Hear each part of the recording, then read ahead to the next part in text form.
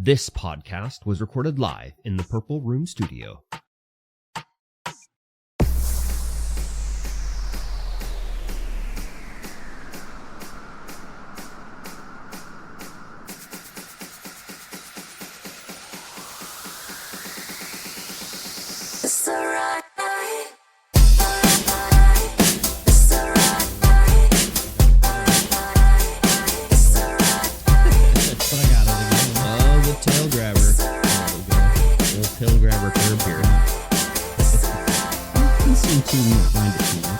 No, he's fine. I grab his tail all the time. I'm going to let him wave around like an angry cat.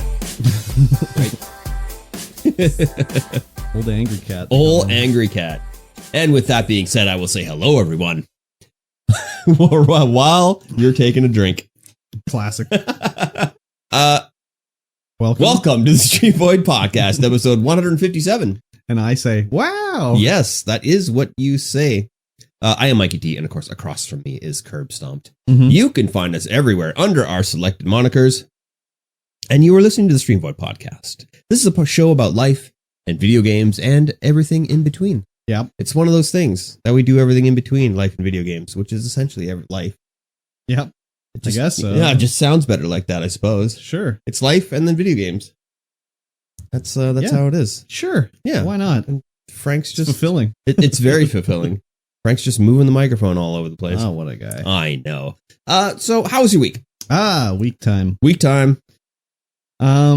Week time was fine. I, on Monday. No, wait, Monday? Monday. Yeah, Monday. Monday. Yeah, Monday. Monday. I knew we were getting a load in at the warehouse of frozen something. They didn't specify what it was. What a load. What a load. What a load. There was a load of strawberries. Frozen strawberries on skids. And they smell, first of all, they smell like shit. So I think it's because they, like, I don't know, came from the farm or whatever. Yeah. And they put the skids outside and they got like, I don't know. A little bit of in sunshine. The barnyard. No. Like, I think it was like, there was like cow shit or something. Oh, residual barn smell? Because they were in the snow. Or else it was a truck crash. I don't know. But the skids had like snow and ice all over the bottom of them. Yeah. So they were frozen to the deck of the truck, first of all. So what we had to do was take them off, obviously. So put the pallet jack in it, jack it up, break it off of the bottom of the truck, and then move them. But of course, because they're frozen, you'll jack it up and there would be like ice remnants. Yeah. So moving them on the pallet jack was nearly impossible because a pallet jack, if there's like even a fucking little pebble, the wheels won't turn, right? So we're trying to push these around and it's a pain in the ass. And eventually I figured it out, like, if I jack it up, put it back down, and then just, like, push the fucking pallet jack in and out a bunch of times, it'll, like, shatter most of the ice up and make it easier. Yep. But even still then, you know, you have, like, a dusting of ice particles on the deck of this metal truck bed, so you're just sliding around like a fool. Anyways, while we were doing that, there was one that, like, we got it up, we got it moving, but we have to turn it so we can take the pallet jack out at the end of the truck so the forklift can take it off, right? Yep. So I'm like, this one will not fucking budge. It will not fucking budge. So both of us were like, we'll push it from behind. So we'll aim the pallet jack and push, right? So we go back and I'm just like shouldering it, like fucking pushing as hard as I can, like, and like I got my leg up against the wall so I'm not sliding around and it just won't go. And I'm fucking pushing and pushing so fucking hard. And then all of a sudden, pop, all the way down my side, all my ribs popped. And I was like, oh my God. I'm like, I broke my ribs. And then like, wait, it doesn't hurt that bad. I didn't break my ribs. Jesus. So I was like, oh, that was fucked up. So whatever, continue working for the day. So basically my ribs are currently like when I crashed my bike. Yeah. Like they've healed almost already. But it was like when I crashed my bike when I was like, oh, I can't sleep now because every time I move, I wake up. And as soon as I fall asleep, I move and then I wake up. So getting no sleep. And then it's like, oh, I can't breathe deeply. It hurts. Oh, I can't cough. It hurts. Oh God, I'm going to sneeze. I'm going to die when I sneeze. Or like, I can't laugh because it hurts so much. So thankfully, it's more or less done now. The only thing that really hurts now is like when I sneeze, when it's just, that'll be like, oh my God, I'm going to die here. Yeah.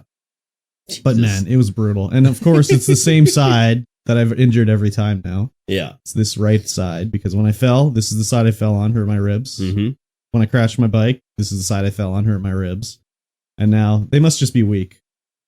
Wow, Probably. I was pushing pretty fucking hard. Yeah. So I don't know if it would have done it the same thing on the left side, but man, it felt weird when all of a sudden you're just pushing and then all of a sudden you just feel like a machine gunning of popping down your side. Like, yeah, it doesn't sound good at all. yeah, it was pretty Doesn't bad. sound comfortable. So I continued to work, but it was working very slow and, I couldn't do anything like, I'd be going to pick up a box, but I'd have to like literally crouch down on the ground and pick it up. Like usually I could bend over and just a little box that doesn't weigh anything, bend over, pick it up. Yep. But I'd be like reaching, be like, no, I can't do it. I can't pick up this 1 pound box. So I'd have to like crouch down, like hold it to myself and pick it up or whatever. Do you Uh-huh. need to go back to a desk job? No. It's pretty fine now. No, like the only time anything happens is when it's like an injury. Like it's not from You're re-aggravating an old sports industry and this injury. was also a stupid thing to be doing too, like pushing on this with all my force for like it wasn't like I was pushing for like a second. Yeah. It was like I was going at it for like as hard as I could for like 10 seconds and then all of a sudden it happened, right? But like, any other thing has been like, oh, I twisted my ankle or I fell. But it's not like I fell because, I was just walking normally and like, I fell. It's like, it's slippery as hell. And I'm wearing inappropriate footwear. So, but yes, I will be going back to the desk shortly, but I'll still be working in the warehouse. Yeah. So, yeah. So that I was in like, I couldn't sit at my computer desk or anything. I just end up laying I get home from work, eat dinner, and just go and lay in my bed. Have a nice hot shower, see if that would like do anything. It didn't. And then I just get in my bed and lay there leaning back in my pillow. Like I had to sleep elevated again, like I did the other time. Yep. And I just sit there and watch American Dad. Oh, man. And then get up the next day and go to work and whatever. So, and I was trying to think like, how did I work before when I did it like last time? Mm-hmm. And it was like, the first time when I crashed my bike, I was only working in the office. So Yes. no big deal. And then the second time I did it was like the year where there was not anything to do with the warehouse and there was not any ordering to do. So I didn't work for a month. Or I worked like 1 day a month in the office. So I just sort of didn't have to do work basically. So, because I was like, how did I do any lifting last time? Like, holy crap. So it's much better now. But yeah, anyways. Other than that, that was my week, basically.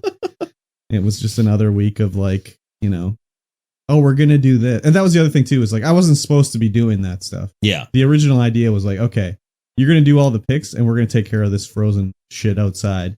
But then when it actually came, they're like, hey, do you want to come help do it? And I'm like, whatever, I don't care. I'll do it. That's a classic your work thing to do. Yeah. So then I went out and did it. And then it was like, I fucked my ribs up. So. Oh, man. That is unfortunate. That is unfortunate. It sucked. But yes. Yeah. So it was just a lot of laying around in bed, going to bed falling asleep at like 8 o'clock, but then still sleeping or like not waking up until the alarm because I actually didn't really sleep. Yeah. So I use this Pokemon sleep app and it tracks your movement. Yep. And normally it has 3 different sleep levels where it's like snoozing, dozing, and whatever. So it can tell you like how quickly you fall asleep or how deeply you sleep by how much you move, basically. And normally mine will be like, it'll have like like 4 or 5 long lines in the different zones, Yeah. But when I was injured, it was like literally like 20 different short lines of it was very like, whoop, whoop, well, it was whoop, like whoop. the further down it goes is the deeper your sleep. Yeah. So normally mine's like medium and then down at the bottom for a little bit, then medium and then whatever. This was all the way down to the deepest sleep for like 5 minutes and then all the way up to the top of waking up and moving around because I would lay there not moving because it hurt, fall asleep and then immediately move, wake up because it hurts and then reset it and do it again. Yeah. So it sucked. That's kind of like what my sleep charts would look like. And I'm like, well, yeah, I know I had a terrible sleep because I'm waking up just absolutely wrecked. And I look at the sleep chart like, Yeah, that makes sense. Yeah, exactly. That makes total sense. Yeah, so it kind of sucked that way, but Yeah. whatever. Now I'm okay. I also took like pain, whatever, Advil or whatever, Mhm. but that still doesn't really Doesn't help touch it. that much. Well, it does because I'll be like, oh, I could roll over this time and it didn't hurt that much. But it's still like dull ache. Yeah, basically. Yeah. So yeah, that was pretty much my week, anyways. That sounds awful. Yeah. And whatever, it's fine. Oh, that was the other thing. So I'm at work and I'm like, it sucks. It doesn't hurt the whole time, but I'll forget and I'll be like, oh, let me reach and grab this. Oh yeah, right. Or I'll be like, oh, this thing's slightly heavy, and normally I'm right-handed, so I'll be like, oh, I'll swing it down in my right hand, and I'll be like, oh, and then I'll just drop it on the ground, because you forget. Yeah. But the other thing was like, I usually listen to something at work, podcast or whatever. So I was listening to like, Bad Friends or Tiger Belly, and I'd be like, I can't listen to these because when I laugh, it hurts. Yeah. But I would still be I'd be like, fuck it, I gotta listen to this anyways. And then I'd be like, oh, that was funny. I'd laugh, and then I'd think about it again, and I'd be like, oh, it hurt, but it was so funny. I'd laugh again. So stupid. Anyway, You need to listen to some kind of podcast on Excel sheets or some shit. Well, I was trying to find an audiobook that I wanted to get to listen to, but nothing was jumping out to me. So I was like, fucking, I'll listen to these podcasts, whatever. Yeah. They were just so funny this week for some reason. Usually I don't have a laugh out loud moment. I'll be like, oh, that was funny or whatever. But this time I was like literally laughing out loud. It was like, oh my God, my ribs. So, I mean, the Bad Friends podcast is pretty funny. From the amount of clips that I've seen of them, man, you guys that's off the wall. Well, and it was like an episode. So anyways, they have it's Andrew and Bobby Lee, but they have like the sort of like the girl that is let's call her like Bobby's niece. Yeah, she's there, but they also have her other sister came from the Philippines. Yeah, and just them with their like, they speak English well and everything like that, but they're like from the Philippines, so the things sometimes they say is just so like they don't really, they have it through their Filipino like viewpoint. So they'll say something and it's just so funny. And the way they like Bobby and Andrew talk to them, and it was so funny. I was dying laughing. So anyways, nice. That was my week. Nice. What about you? It was pretty standard in the work week variety. Bog standard. It's still a little bit slow at work, but it's going to ramp up real quick. Yeah, no kidding. Real quick. It's going to get kind of crazy, actually. Oh yeah. Other than that, for the Lytton to burn down shortly. Yeah, maybe. Yeah. Who knows? With the snowpack that's out there right now. Yeah, I don't know. Whole province is going to be on fire. I know it's going to suck. I haven't really looked at what the snowpacks are like, and what they should be. Well, they can't be that high. No, they definitely can't be. Especially around us. I don't know about anywhere else, but around us it's going to be bad. I'm not looking forward to it. Especially if everything just lights on fire again. Yep. It's like, we had 1 year off of the smoke. Yes. That's all we need. And then the last year wasn't that bad. No, that's the year off, I mean. No, we had like a full year off where it didn't come at all. Yeah, but not even a slight haze in the sky. And like the year before that, it was just disaster. Yeah. Disaster level 1,000. Yeah, true. Yeah, nothing too exciting to report at work yet. Mm-hmm. But the time will come soon enough. Yep. Did I talk on the podcast last week about how a friend was like, hey, you should play Power World with us today? Yeah, you said you were going to play it after the podcast. Yeah. Because they were like, let's play. Yeah. Yeah. Yeah, I did. I played it. Oh. I installed it on Game Pass. Did you? Gave it a go. Okay. And then that was on Sunday night after I edited the podcast. I know. I got a message from you and you were like, this game is amazing. Yep. And it was like midnight and I was like, oh, I should go to bed. Yeah. Yep. And yeah, it's really good. Mm-hmm. There's a lot of stuff to do. Yeah. The upgrades and leveling up of your character and the upgrades of your base come fast enough. And there's enough of them where you're like, oh, you just keep building. You just keep unlocking. And you're like, it gives you that little dopamine hit whenever you unlock something, whenever you level up. Yep. Whenever you catch a new pal. And then it's like, oh, well, this pal is good at this, this, and this. Because essentially your pals are your workers, as well as your fighters, defenders, and comrades in arms, mounts, whatever they are. But they all have different skills and what they're good at for doing in your base. So some pals are better at mining than other pals. Some pals are They do transporting of items. Some pals build, some pals manufacture. And you have to get a good balance of pals in your base to get your base operational so it's automated. So you don't have to do anything. Mm-hmm. Some of the stuff takes a lot of resources to make. It's like an auto clicker. Kind of like an auto clicker. All right. Technical difficulties. We are back. I was just talking about Power World, I believe, and staying up until midnight on Monday playing Power World. Mm-hmm. And then, it's Sunday, you mean? Sunday, yes. Yeah. Sunday. It was, it's a good game. I have been enjoying it wholeheartedly. There's enough progression just slammed at you. You're always looking for the next upgrade, looking to upgrade your base, looking for upgrade your next base because you can have multiple bases. Mm-hmm. Teleporting around the map, exploring around, seeing what you can find, trying to get all the pals, palling around. So Craftopia is done for now. I don't know. Did anybody ever really play Craftopia? But I mean, they're not going to update that anymore. Probably not. I mean, Craftopia was super good. Was it?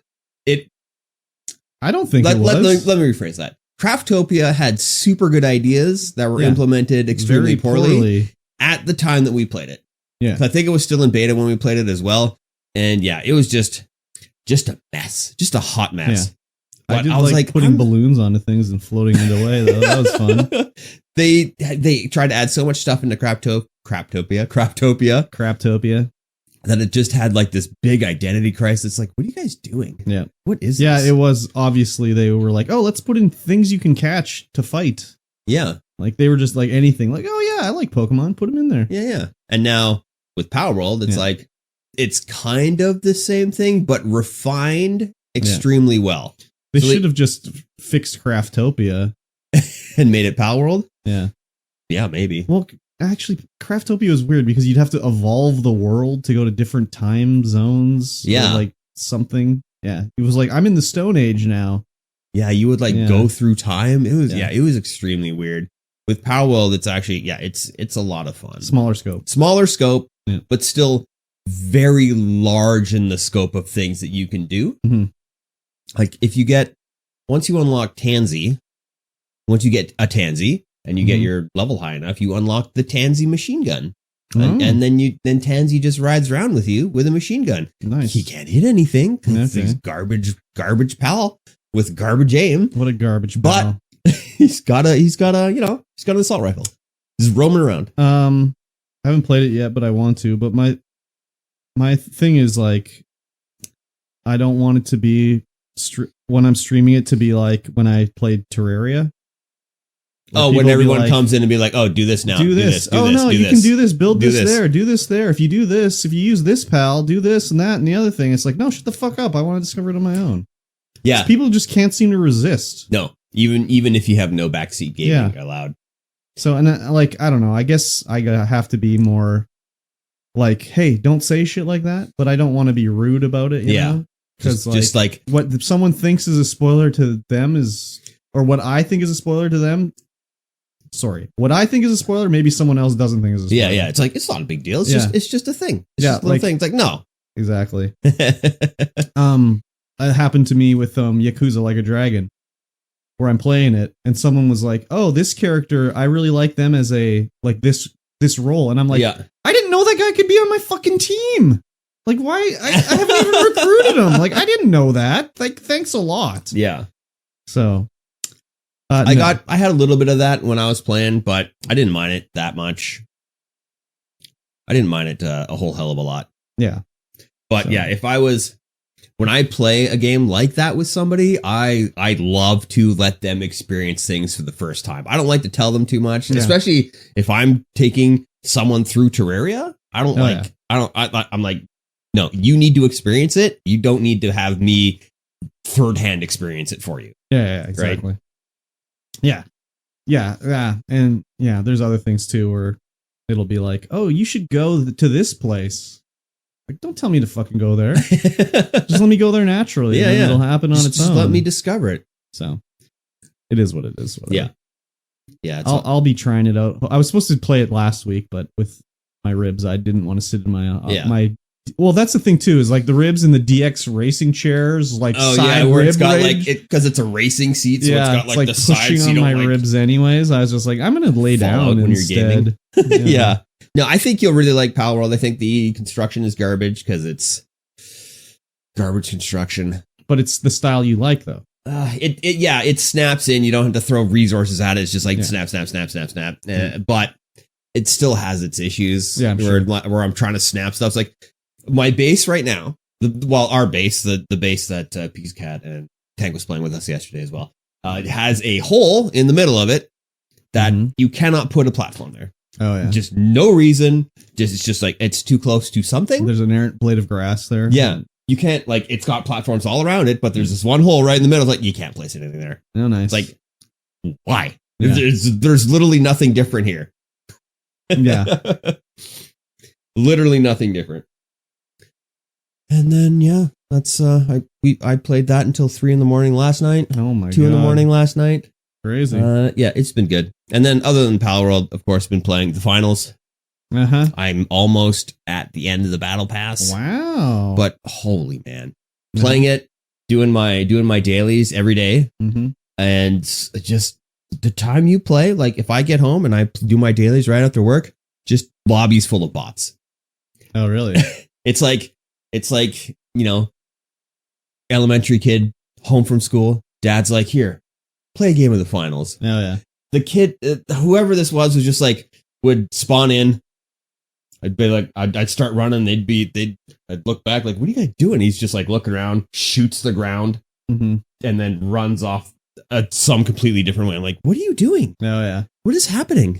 Not everyone's a professional finals player like you. I guess not. Yeah, just absolute bots. Just playing with absolute bots sometimes. It's been kind of frustrating. When you first said bots, I thought you meant like actual bots, not just bad players. Just bad players that seem like bots. Yeah. Yeah. Finals has a worse art style. Do you think so? Yeah, just the characters look terrible. I don't mind. They do look terrible. Yeah. It's just, and I make my people look, my characters look the worst. Yeah, I can tell. Just with like, but even ones that are like, hey, this is supposed to look cool. I'm like, ugh. My guy's just running around in a wedding dress. Yeah. With a shotgun wedding. Shotgun wedding. Very good. Yeah, it just looks gross. But I really like the skins that they've made for some of the weapons. Yeah, they're kind of interesting. There's they just brought out a skin for the dagger that is a cheese slicer. Oh yeah. And it's got all kinds of unique animations to it. Well, it's got a unique animation where you just get out a block of cheese and start like swinging slices at people. Doesn't do any damage. It's just an animation, but it's hilarious. Just like running around slinging cheese. That's like your artifact knife. Yeah. Your rare knife animation. Relic. What are they called? I don't know. Epic. Relics. Heirloom. Heirloom. That's the one. Yeah. Heirloom.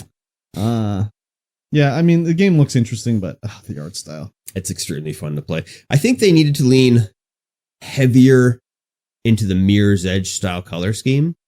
Yeah. Now that I know that it's ex Mirror's Edge developers, I can kind of see in the way they've designed the cities and the way that the color scheme is that it's kind of Mirror's Edge-ish with like the solid colors, the sharp colors. But I think they need to lean heavier into that. Yeah. Because it looks cool how it is, but it could look like super cool with like the way the color scheme would go with like the more solid colors. Yeah. It'd be awesome. Yeah.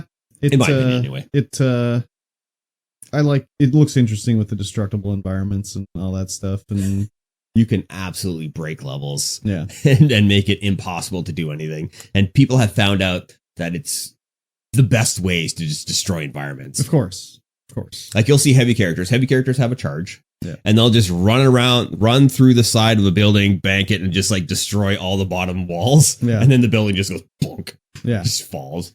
Yeah, it's an interesting mechanic for sure. So it makes it interesting, but yeah, makes every level have unique battles. It's not like the same battle over again because everyone's like, well, there's platforms here now. Now those platforms are down on the floor.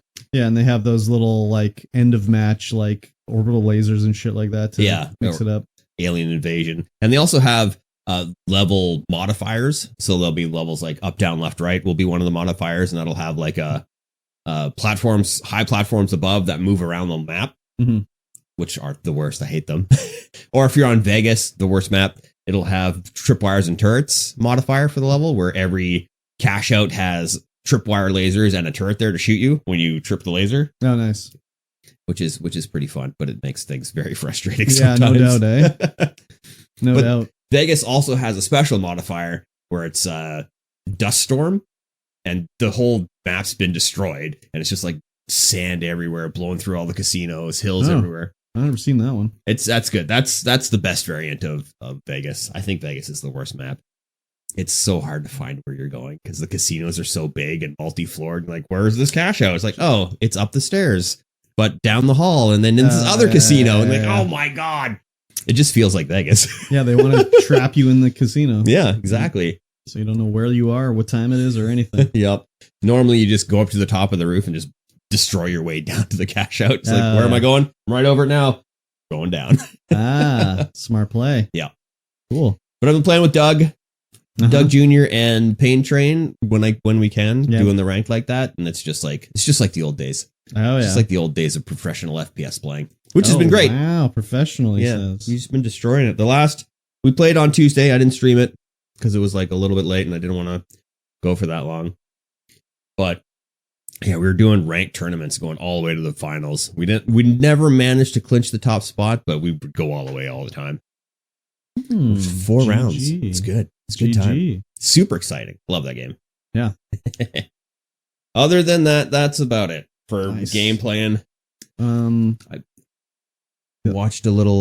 Well, may I speak about what I played? Oh, right. Yes. Go ahead. I only played Yakuza Like a Dragon, trying to get through it, so I can play Infinite Wealth. But the goal was to have it finished this last week. Yeah. But because I wasn't sitting in my office or the DX Racer, I wasn't playing it. Yeah. So I still have 3 chapters left or something like that.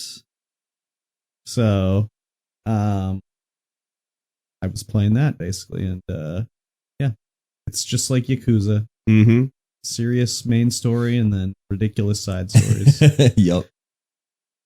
But I found some I fought a guy who gave me like 500,000 experience points, so I leveled up like 10 times. Oh wow. But it was like, it's kind of like Dragon Warrior or Quest, where it's like the metal slime. Or I guess you never played. No. Okay. It'll be like rare sort of monsters you can find, but if you manage to kill them, you get like tons of EXP. So I found this bum. It's like a caveman bum, but every attack would only do 1 damage to him. Mm-hmm. And I think he would eventually run away if you don't kill him fast enough. So I managed to kill him, and I got 500,000 experience points, which boosted me up 10 levels. That's incredible. Yeah, it was pretty crazy. Yeah. So that was pretty good. And I had to collect 3 million yen, which, you know, after Yakuza 0, you'd be like 3 million yen. That's nothing. But like in this game, it's like, holy fuck, how am I going to get 3 million yen? So that was like literally the story mission to move the game forward. You have to give them 3 million yen. Oh, wow. It's like, fuck. It's going to take me, I'm getting like 3,000 yen when I beat a battle. So it's like, what the fuck? So I had to like sell all my valuables that I found. Thankfully I had a Swiss watch that was worth 1 million yen. Nice. Yeah. So I sold that, but I think that might've been a gift I could give to somebody. Oh, so I might have to buy another one later and gift it out. Get them on your party, in your party. Who knows? I don't know if there's any, I think I've recruited every character that is possible now. I've got 6 different ones. I think that's it. But who knows, right? Yeah. Someone will come into the chat and spoil it for you. Yeah, like I said, I think I just have to be like, hey, that's a spoiler. Like, not to be no spoilers, no backseating. Yeah. Put that in the tags, put in the title. Well, I do that, but they still come in the backseat. Well, they don't backseat, and they don't really think it's a spoiler too much. I don't think it's malicious. Yeah. I think it's just like they don't think about it. You're just like, I don't want to know anything about the game. Like, oh, I think this guy's a good bodyguard job. And I'm like, I haven't recruited him. Like, seriously. Like, he's a character I know. Yeah. But it's like an NPC up to this point. So So there's been other ones where it's just like, oh, I didn't know this. This is cool. So, but yeah, I have to I don't want to be rude about it. They're not being malicious. So yeah. Anyways, I think I have 3 chapters left and then I can move on to Infinite Wealth, and I'm looking forward to it. I'm just wondering how they're going to make it so you're level 0. Excuse me. Because of course it's an RPG. You can't start the RPG at level 100. Yeah. So you have to be like, why am I level 0? And I forgot all my skills. What the fuck? So. Yeah, a good example for a spoiler for me would be like, if I was playing Terraria for the first time and someone told me there were ores beyond the main ores, I'd be like, what? So I didn't want to know that. The other thing with Terraria, though, is that, oh God, it sucks because they are like, it's depending on how your world's generated, you have different things, right? Yes. So like, I'll be like, how do I make this item? And I'll go and Google it and it'll be like, oh, you need to get like whatever, lead ore. I'll be like, I haven't found lead ore. Like, what the fuck? I don't remember which ores they are, but it'll be like, oh, you don't get lead if you have iron. Or whatever it is. Yeah. So every recipe says like, use lead. And I'm like, I don't have fucking lead. I can't make it. And then you find out, oh. They're interchangeable. Kind of. Yeah. So. Yeah, I've seen a few streamers that they're like crack down on spoilers like big time. Like even if it's unintentional, not malicious, they're like, you're out of here or whatever. Yeah. Which I don't really want to do because whatever, but I also want it. Sometimes you have to, because I mean, that's the way you like to play, right? I know, but it's not malicious. Like they just, oh, it was a slip. My bad. So anyways, whatever. But yeah, that's basically all I played. So I'll play some more this week and hopefully I can wrap it up and start on Infinite Wealth. And I want to get some Pal World going as well. So. Yeah.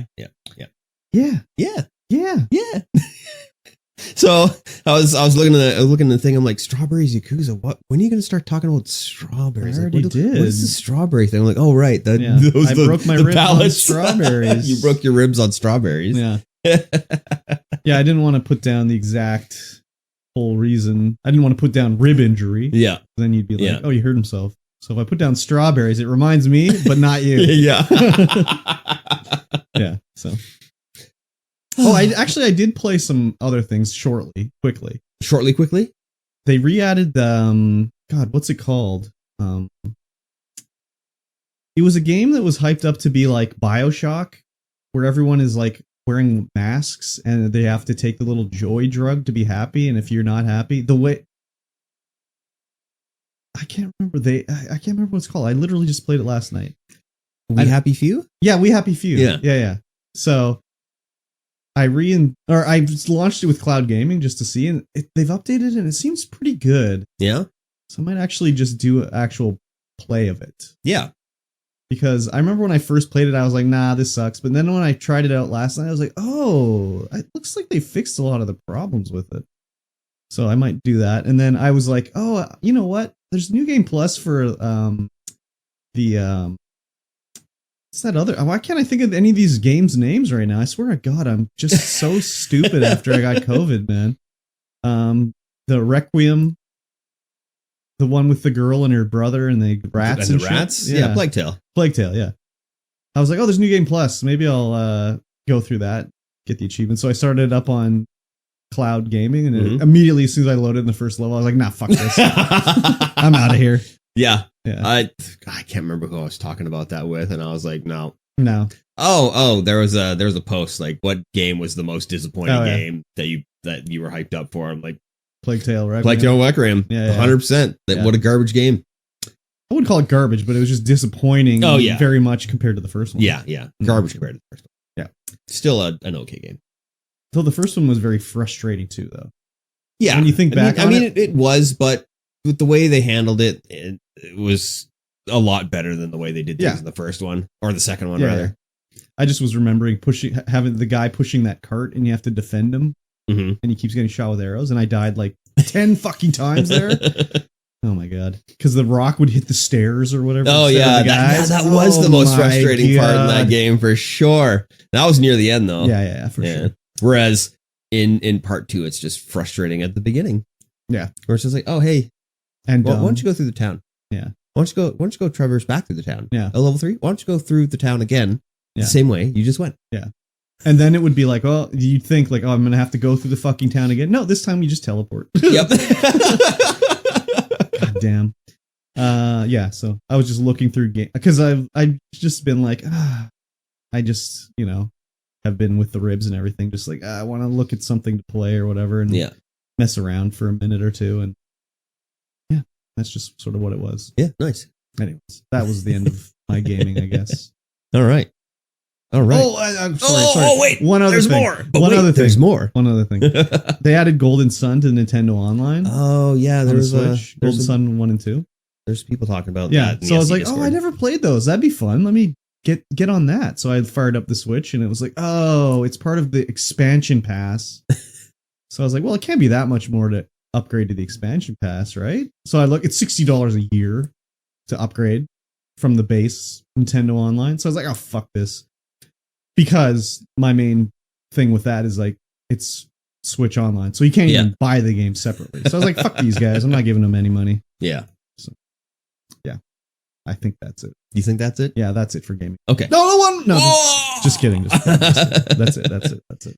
So we watched a few things and I watched a few things and you didn't watch a few things. Well, yeah, I was supposed to watch Echo episode 2, but I was I wasn't thinking about like, oh, I should watch something in specific with my injury. It was just like, I'll put on American Dad and just lay here. Just lay here, yeah.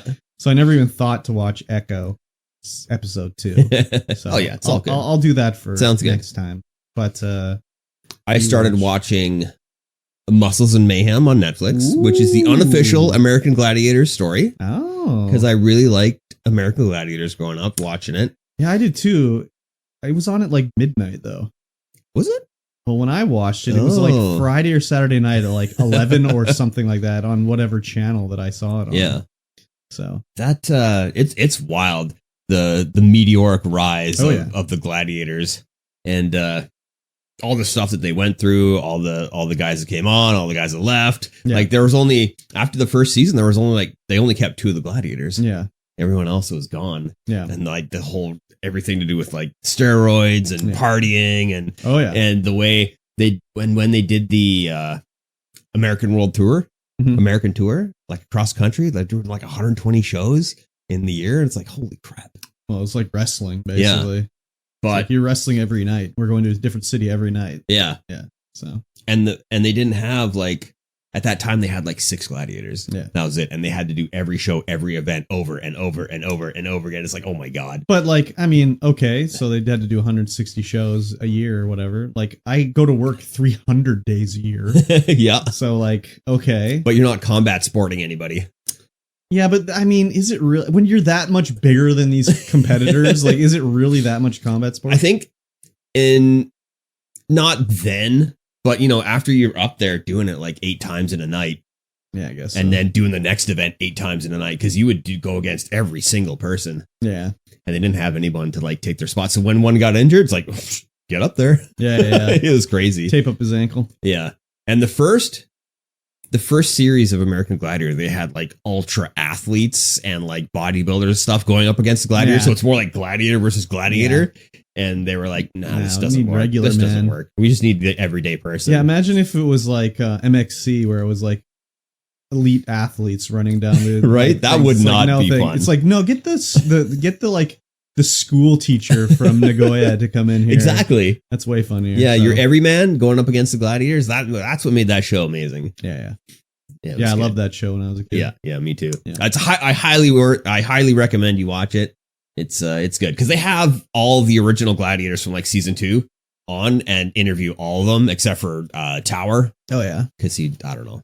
I guess the whole roid scandal with him because he roided out on a referee in like season 2. Oh yeah. And they fired him immediately.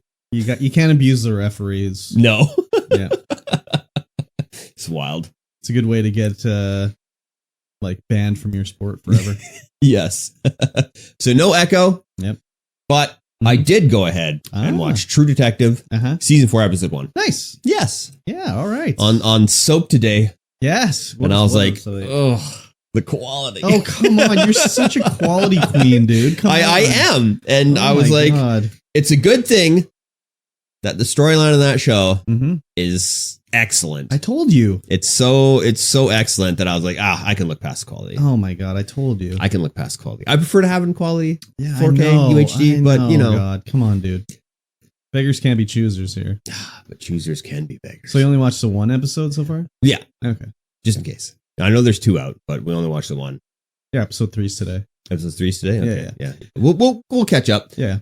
So I have never watched a True Detective before. I watched the first season. And I have no idea what it's all about, like in regards to if it's somehow reality based or if it's just supernatural right out of the get-go or what the hell. Season 1 is reality based. Yeah. So that's why I was like, what's going on with this? I don't know. Yeah.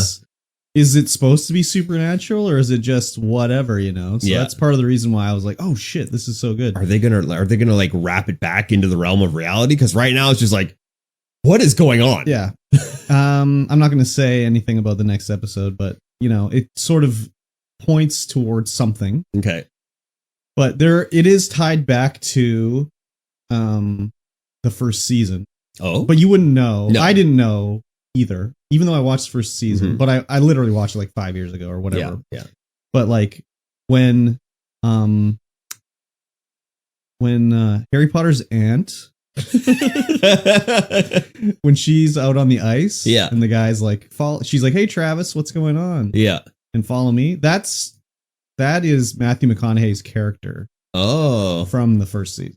Huh. Not played by him. Yeah, yeah. Because I didn't remember his name was Travis. Like, I'm like, this is a long-haired fuck on the ice here. Yeah. But apparently that is his character, played by another guy. So it is tied into that first season somehow, but other than that, I don't know. Yeah. It was such a weird scene. Like when Travis first shows up, because you know, Harry Potter's aunt, whatever her name is, just totally calm, just looks at him and goes, hi Travis. Hey Travis. Yeah. Just like not even batting an eye. Just like there's a guy, Travis, obviously dead, with no shoes on, just hanging out. Yeah, it's hard to tell if like, anyways, the whole thing is like, is she crazy or is she not? No one knows. But it was, you know, that's where I was like, oh, it's got a Twin Peaks vibe to it here. Like, what's happening? And then it's like they got the thing sort of thing going on. And, you know, the actors are like Jodie Foster's in it. And it's got like that's the other thing. It's got like, it's not just about the mystery of what's going on. It's also got the subplots of like the one cops and his son are cops, but then his dad is like, the implication is he's talking to like a fake, he's being catfished online by a woman, you know, and you know, what's going on with Jodie Foster's character. And there was so much character development and backstory in the first episode. Right in the middle, I was like, it started to lose me. Yeah. But then at the end, it's just like right back in. Yeah. I was like, oh my God, they're introducing so many characters at once and all their backstories at once. And I'm like, oh my God, this is a lot to take in. Yeah. But yeah, it's good. Yeah. It was, and episode 2 is interesting as well for that as well. Especially at the end of the season, the first episode, and they're all in the ice there. Yeah, you're like, what the fuck happened to these guys? So what the hell? They're all just like, you know, having a gawk at whatever's in the sky. Yeah. The one thing I will say is it's supposed to take place in like Alaska and like the night when it's dark always, whatever. I don't know exactly what the city 30 was days called. of night. Yeah. And see something. Yeah. But they'll show them and they're on the ice and the wind's blowing and snow and everything like that. I'm like, they don't have any like foggy breath coming out. So I know they're on a soundstage and they're not cold. So it kind of takes me out of it a little bit because I'm like, they should be like shivering here. Yeah. But highly recommended. And when are you gonna watch Twin Peaks? I don't know. Yeah. Yeah, with Jodie Foster's character, I'm like, I don't know what to make of her yet. Yeah. She's like just a hard asshole. Yeah. But then it's like it's hard to see Jodie Foster as such a hard asshole. I don't know. Did you not see what's that one with Matt Damon where she's like the queen of the people up in the sky? Oh yeah. What's that even called? Oh God, I can't. That's Elysium. That's a violent ass movie. That's a super good. Yeah, movie. but she's a super bitch in that movie. She is a super bitch in that movie. Yeah. That's right. Yeah. I've seen a lot of her in a lot of movies and stuff like that through the years. Yeah, she's pretty good. Yeah, she is pretty good in this one too so far. Yeah, and she like looks like a real woman. Yes, like she's not like face pulled taut. No, she's just she all might natural. have had some surgery or something like that, but if she did, it's like very good because it's like, oh, she's got like wrinkles on her upper lip and like, you know, she looks like a real person. Yeah, which is like unusual for a older lady. Yeah, because she's got to be like 60 something, right? Yeah, maybe. Like I'm thinking like when she was a kid, she was doing movies as a kid in like the early 70s, so she's got to be 60 something. Yes. What? How, her name just blanked out. Jodie Foster. Yeah. So. Yeah, she is 61. Yeah, there you go. Born in 1962. There you go. Yeah, so I'm liking it so far. I might go back and watch season 3. I never watched it. It's supposed to be pretty good. Season 2 I started to watch, but I was like, I don't give a fuck about season 2. But season 2 was a classic case of, oh, the show's a hit. Make a second season right now. So they did season 1 and it was like a huge hit and they had to do season 2 immediately.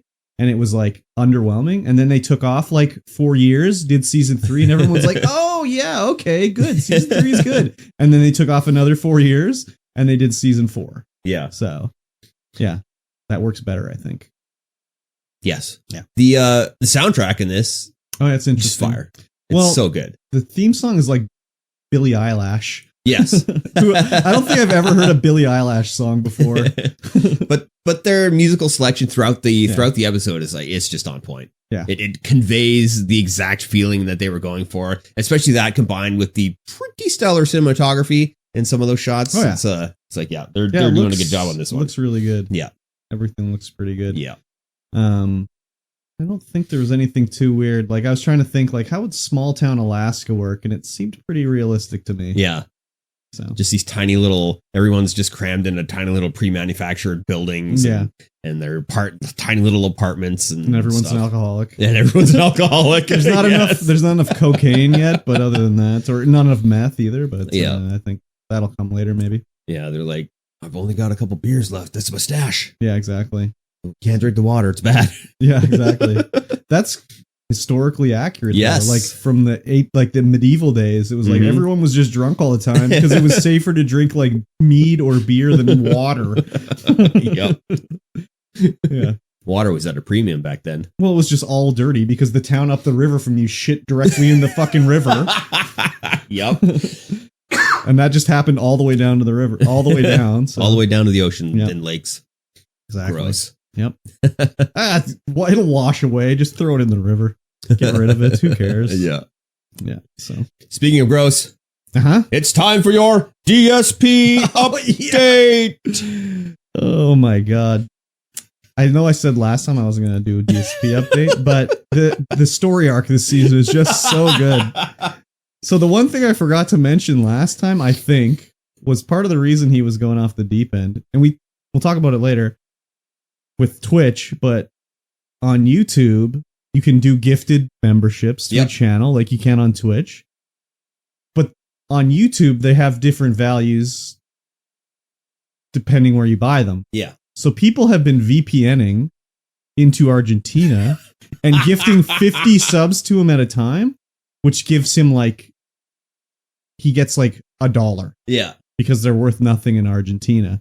And he is so stupid. He decided to go on stream and tell everybody why this was what was happening. So rather than just not saying anything, he went on there and was like, oh, these trolls are going and they're VPing into Argentina and gifting these memberships. I'm not making any money on it. So please, there's nothing I can do. So please, you should, don't wait for a gifted membership.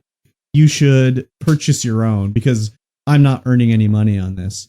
And everyone was like, oh, we didn't know that's what was happening. So then other people started doing it. Yeah. So he's getting gifted hundreds of these memberships that are worth nothing and people are accepting them.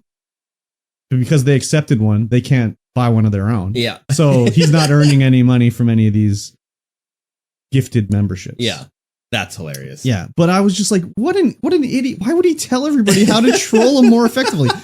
I know what his thinking was. Like, he has to tell them he's not making any money. Yeah. So they need to step it up and pay him more money, right? But it didn't work that way. So, but he's also a notorious liar. Yes. He lies about everything. So he also says he's lost $1,500 in revenue because of this. Yeah. Which is probably a lie. He's probably lost like $200 in revenue or something, you know? But he just lies about everything. So the other thing that he's done is he started playing Infinite Wealth, and I was playing Like a Dragon, and our friend Salinth came in and was like, oh my God, did you see DSP's latest tweet about Infinite Wealth today? And I was like, no, I don't look at his Twitter. I don't even know how Salinth knew about this, but he told me about it. Yeah. So DSP had tweeted out like, oh my God, I'm loving Yakuza Infinite Wealth. It's like my life story. This is great. It's like my life story. Tune in to like the pre-stream podcast and I'll tell you guys all about it, right? So I was like, what the fuck is he talking about? So then yesterday he did his little pre-stream podcast and he's talking about how Infinite Wealth reminds him of his life because in Infinite Wealth, Kasuga tries to do everything correctly and be a good guy, but then an internet smear campaign comes along and everyone gets false information and he loses his job. He gets fired from Hello Work. He has nowhere. He has no job. He has nothing. And everyone, it's all false negative information is surrounding him. And he's telling this. And I'm just like, wow, this guy's delusional, right? Whatever. Oh, yeah. And apparently his chat was also saying stuff because he fucking went ballistic. Because someone said something about it's pretty cringe that you're comparing your life to the story of Infinite Wealth, like you're a meme or whatever. And he fucking went off and he was like telling the people in the chat to eat shit and like how like this is, you know, he's just yelling at them like fuck off and get out of here and just going crazy. Oh my God, it was so unhinged. And he didn't even delete it or anything. Like sometimes when he does stupid shit, he'll like realize later, like, oh, I shouldn't have done that. And he'll like edit it out or whatever. But no, he just uploaded this crazy rant to his YouTube channel. And what a like, guy. Yeah, he's a scat lover, I'm sure, because he always talks about having people eat shit out of his asshole or lick his shit. And this time he said, why don't you send me your address so I could send you a spoon so you could eat shit out of my ass? Oh my God.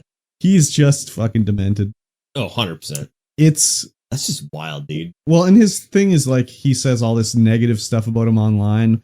No one will actually give him a fair shake and check him out because it's all fake news and slanderous or whatever. Yeah.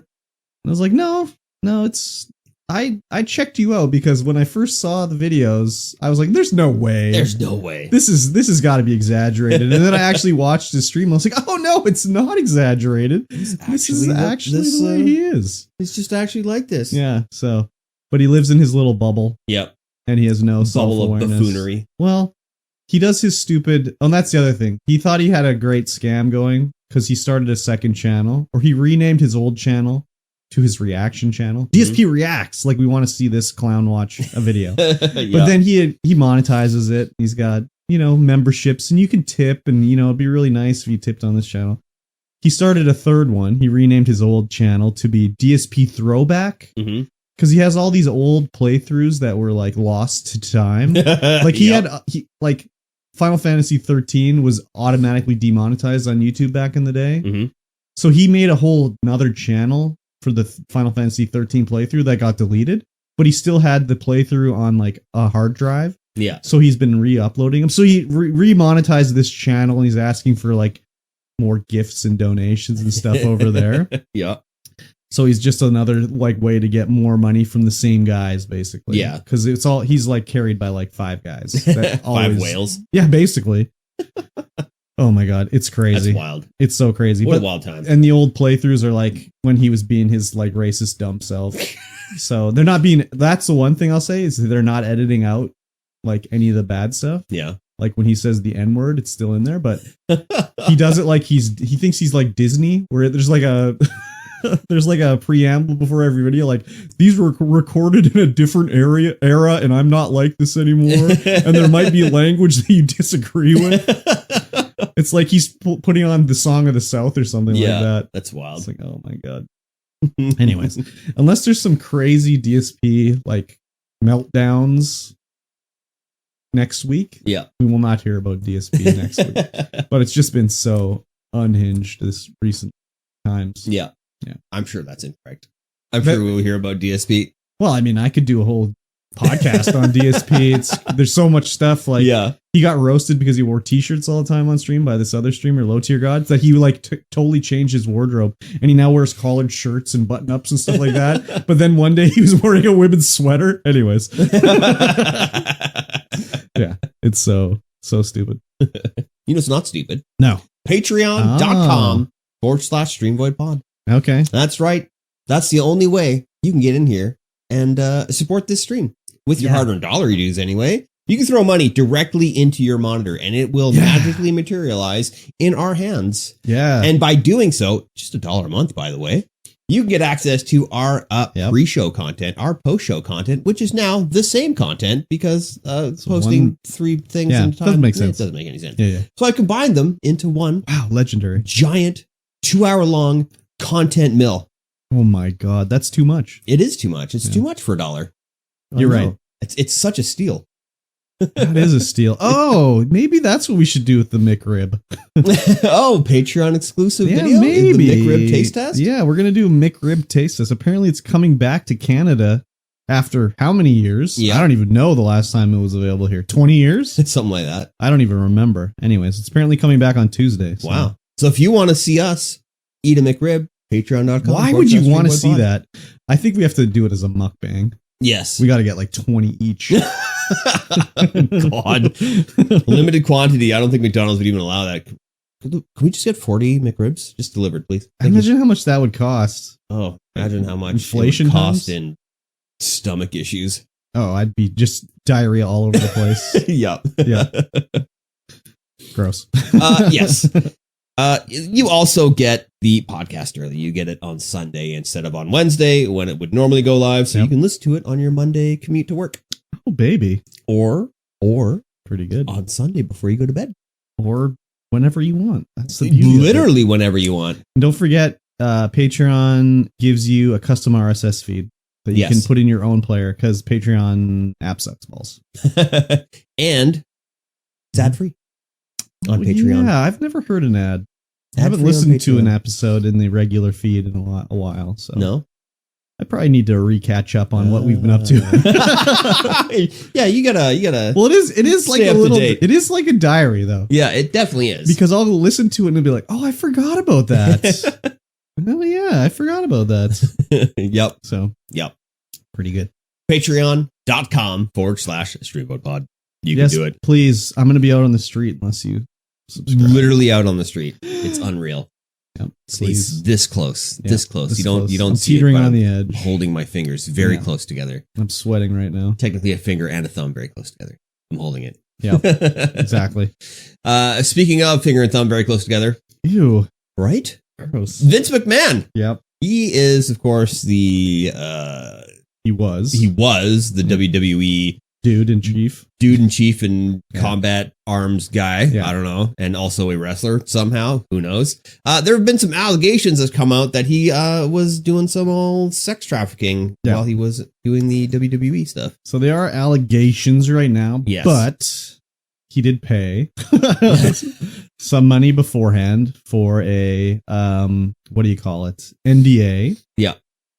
The person allegating, is that a word? Allegedly? Doing the allegations? Allegation, yes. Alleges? She says that they made a deal for $3 million and she only ever got $1 million. And so she went to the coppers with their information. And basically it was alleged that he forced her into a sexual relationship and did heinous things as well as make her have sexual relations with someone else in the company. I can't remember his name. And also implied or used her as a like way to keep some wrestler from leaving the company by saying that she was going to sleep with someone. They didn't actually, apparently, though the one wrestler did contact her. They don't say who that is, though. But apparently that wrestler never actually did anything with her. But he pooed on her head. That's the allegation, is he took a duke on her. Why? Yeah, that's not really something I'm into too much. Usually when maybe not even at all. When I have to poo, it's like my feeling my least sexy. Yeah.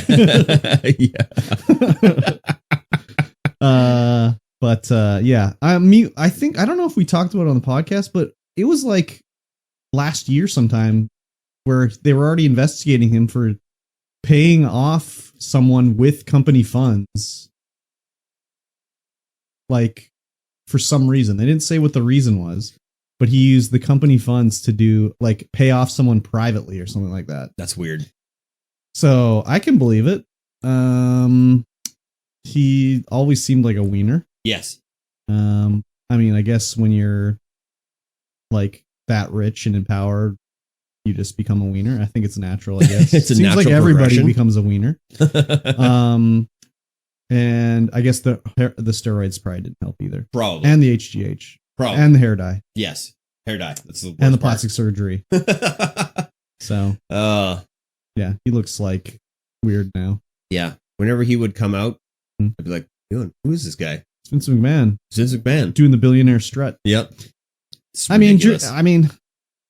during the Attitude Era when he was feuding with Stone Cold and stuff like that. Yeah. Made for interesting male soap opera watching. I suppose. But yeah, it'd be also like if you were, I don't know, watching a movie and it's like, here's the president of the movie company. He's in this movie now. Yeah. He's coming out to kick some butt. Yeah. Yeah, exactly. You're over budget. I'm here to lay the smackdown. Oh, So, ridiculous. and it was the only reason they started paying her off was because Vince's wife found out about it or something like that. Yeah, Linda. Huh. I'm sure they're all pretty, like, the whole squad is, I don't know. Like, if Vince is like that, what are the kids like? Right? Like, Weren't they wrestling too? Yeah, like Stephanie was in there and Yeah. Shane and everything. But it's like, I don't know. Well, obviously your parents sort of influence the way you are because that's who you look up to. But then again, was they even raised by Vince McMahon? Like, do you think Linda did everything, or do you think like they had a nanny? Yeah. Like, who knows? Probably. Can you picture Vince being very hands-on as No. a parent? No. But I mean, I don't know any of these people. I saw a clip too of Stephanie being interviewed before this.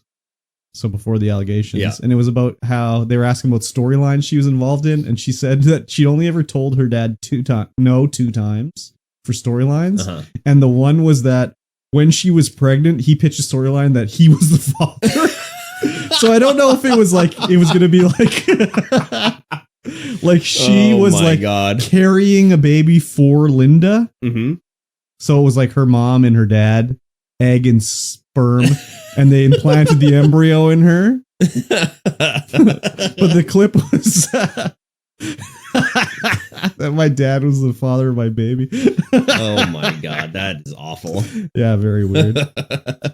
Very weird. Very weird. I haven't watched wrestling in a long time. They just signed a deal with Netflix. Did they? Yeah, just the other day, like the day before or the day that this happened. Yeah. WWE is going to be on Netflix for any, like, the Raw is going to be on there and any of the shows. And then in other countries, well, it said outside the US. So I don't know if it means Canada, but all the outside the US, they're going to have like the pay-per-view events and all the historical shows and everything. Oh, that's like cool. that.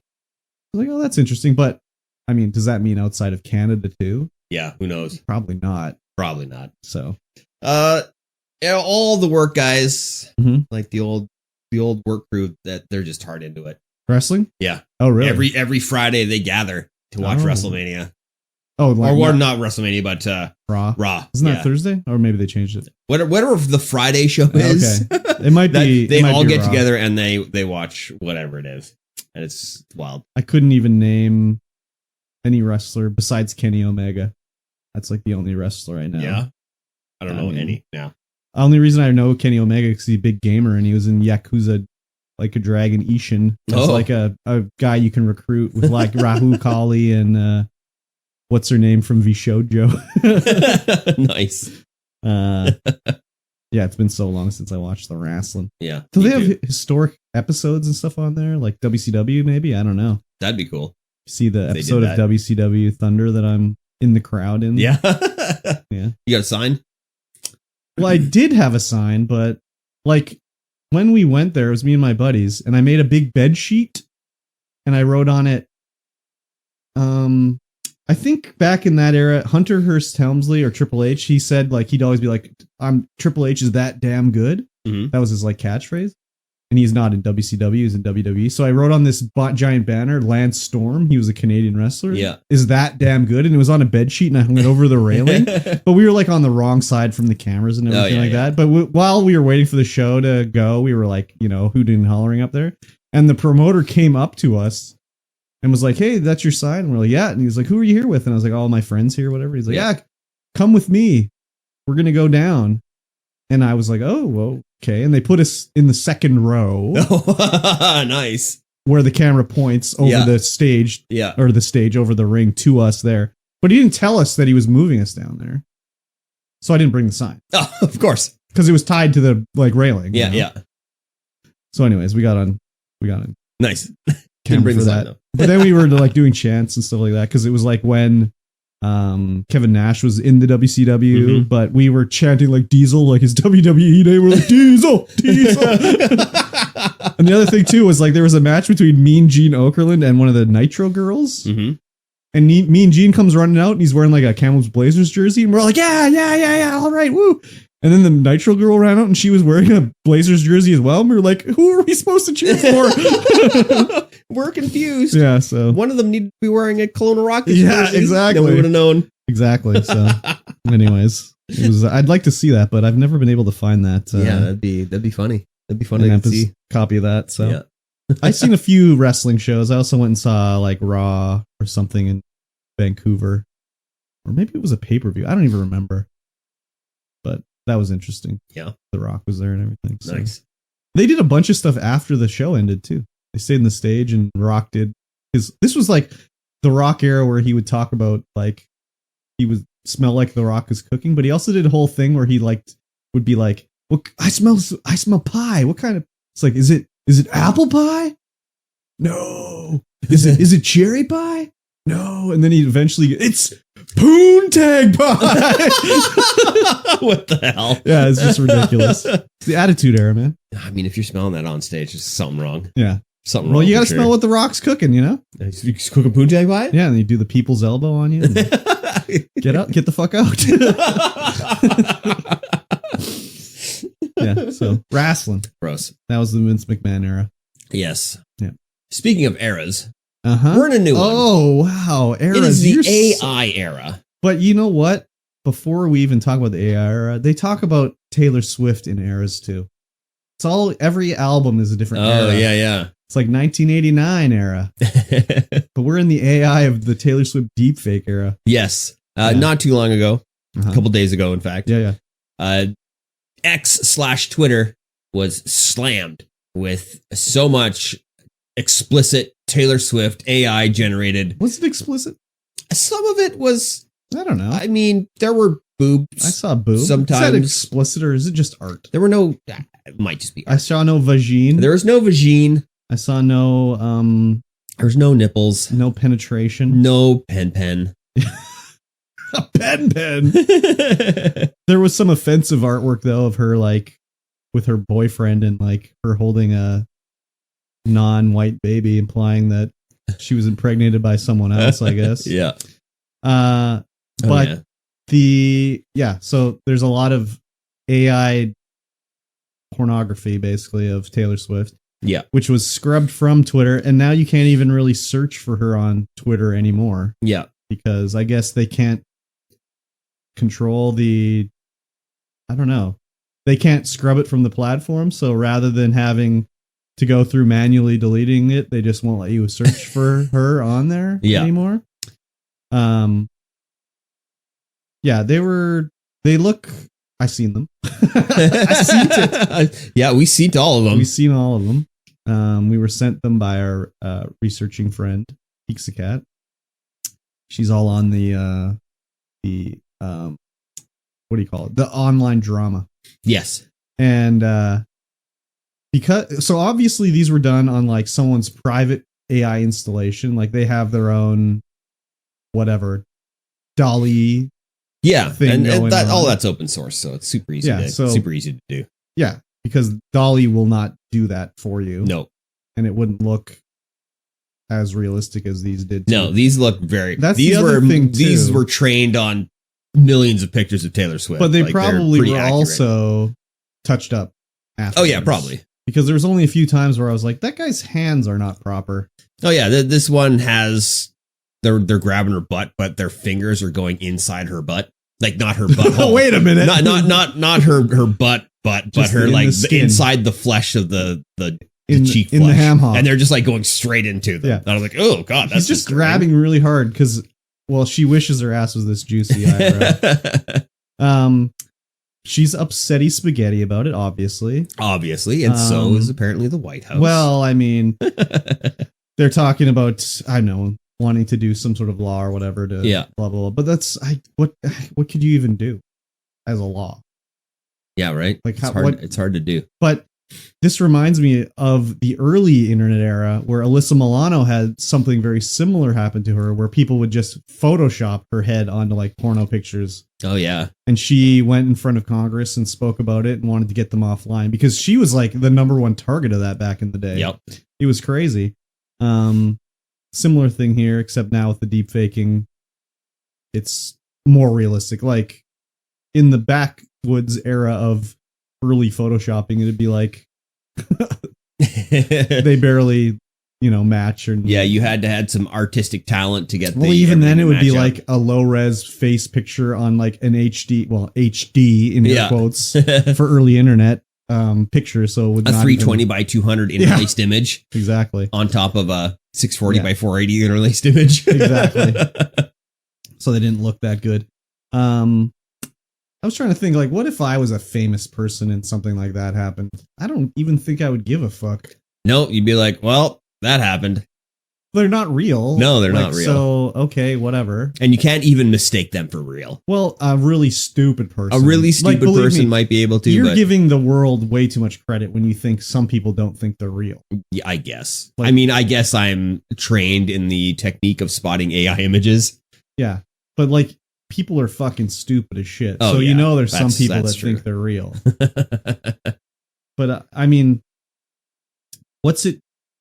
Maybe if they were like her real nudes were leaked or something like that, then maybe I'd be like, that kind of sucks. But like, if there was fake, yeah, it's all just fake.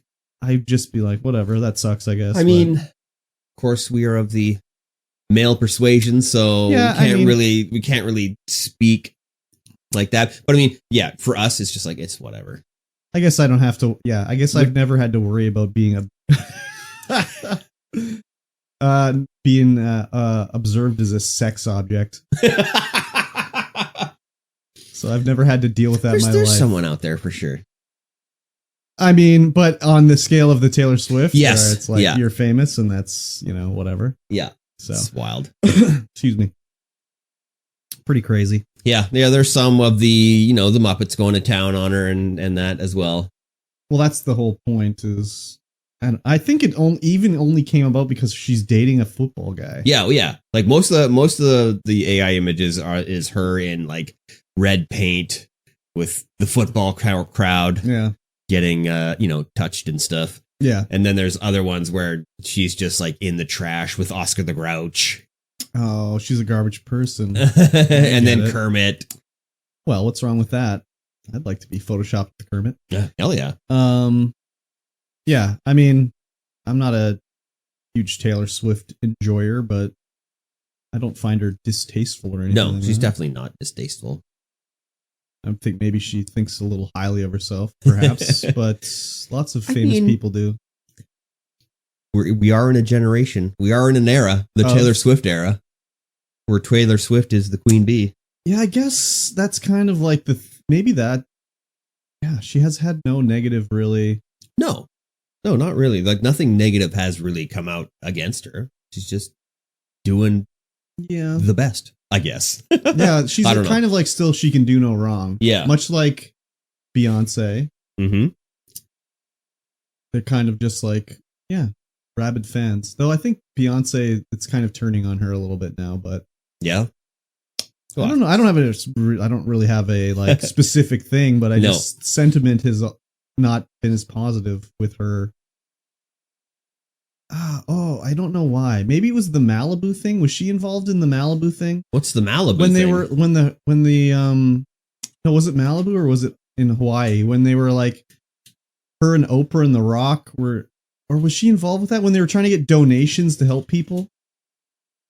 When there was like the hurricane or something, I can't remember, but they were like trying to get donations, and there was a big backlash against The Rock because it was like, what are you asking regular people for money, dude? Why don't you do something about it, you know? Yeah. Maybe she wasn't involved with that. I don't know. Yeah, I can't remember. If I Google Malibu thing Beyonce, it just brings up Beyonce and Jay-Z dropped $2 million on the Malibu house. Maybe it wasn't Malibu. Well, that was part of the thing too, is that might be it actually. They were buying up the cheap land because all the houses and shit got destroyed, so they could just buy like mass amounts of land.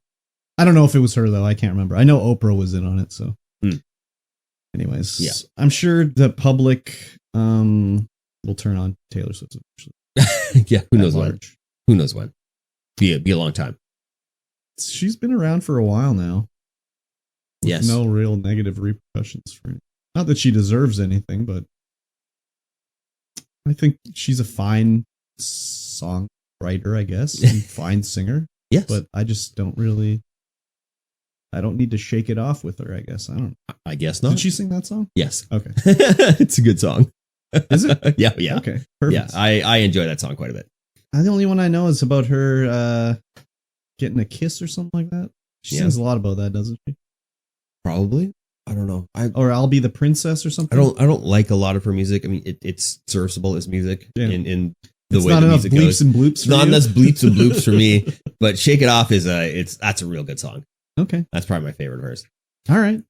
Cool beans. Unless we're talking about remixes, and then there's some super fire Drifter remixes of I can't remember what the song is. Sure. Trouble Now? Never heard of it. It's good. Trouble? I Knew You Were Trouble? When? Oh, that's her? That's her, yeah. Oh, I do know that song. Oh, yeah. Okay. I probably have heard a lot of them, actually, then. Probably. Am I feigning ignorance right now? I think so. Okay. I think so. Yeah, I know a few of her songs. Yes, definitely. I couldn't name a Billie Eilish song until True Blood. Or True Detective. I still can't. I don't know what it's called, but I know it's her. It's Billie Eilish. Yeah, that's the boomer way of yes. Whatever her name is. Eilish. Call her Billie Eilish.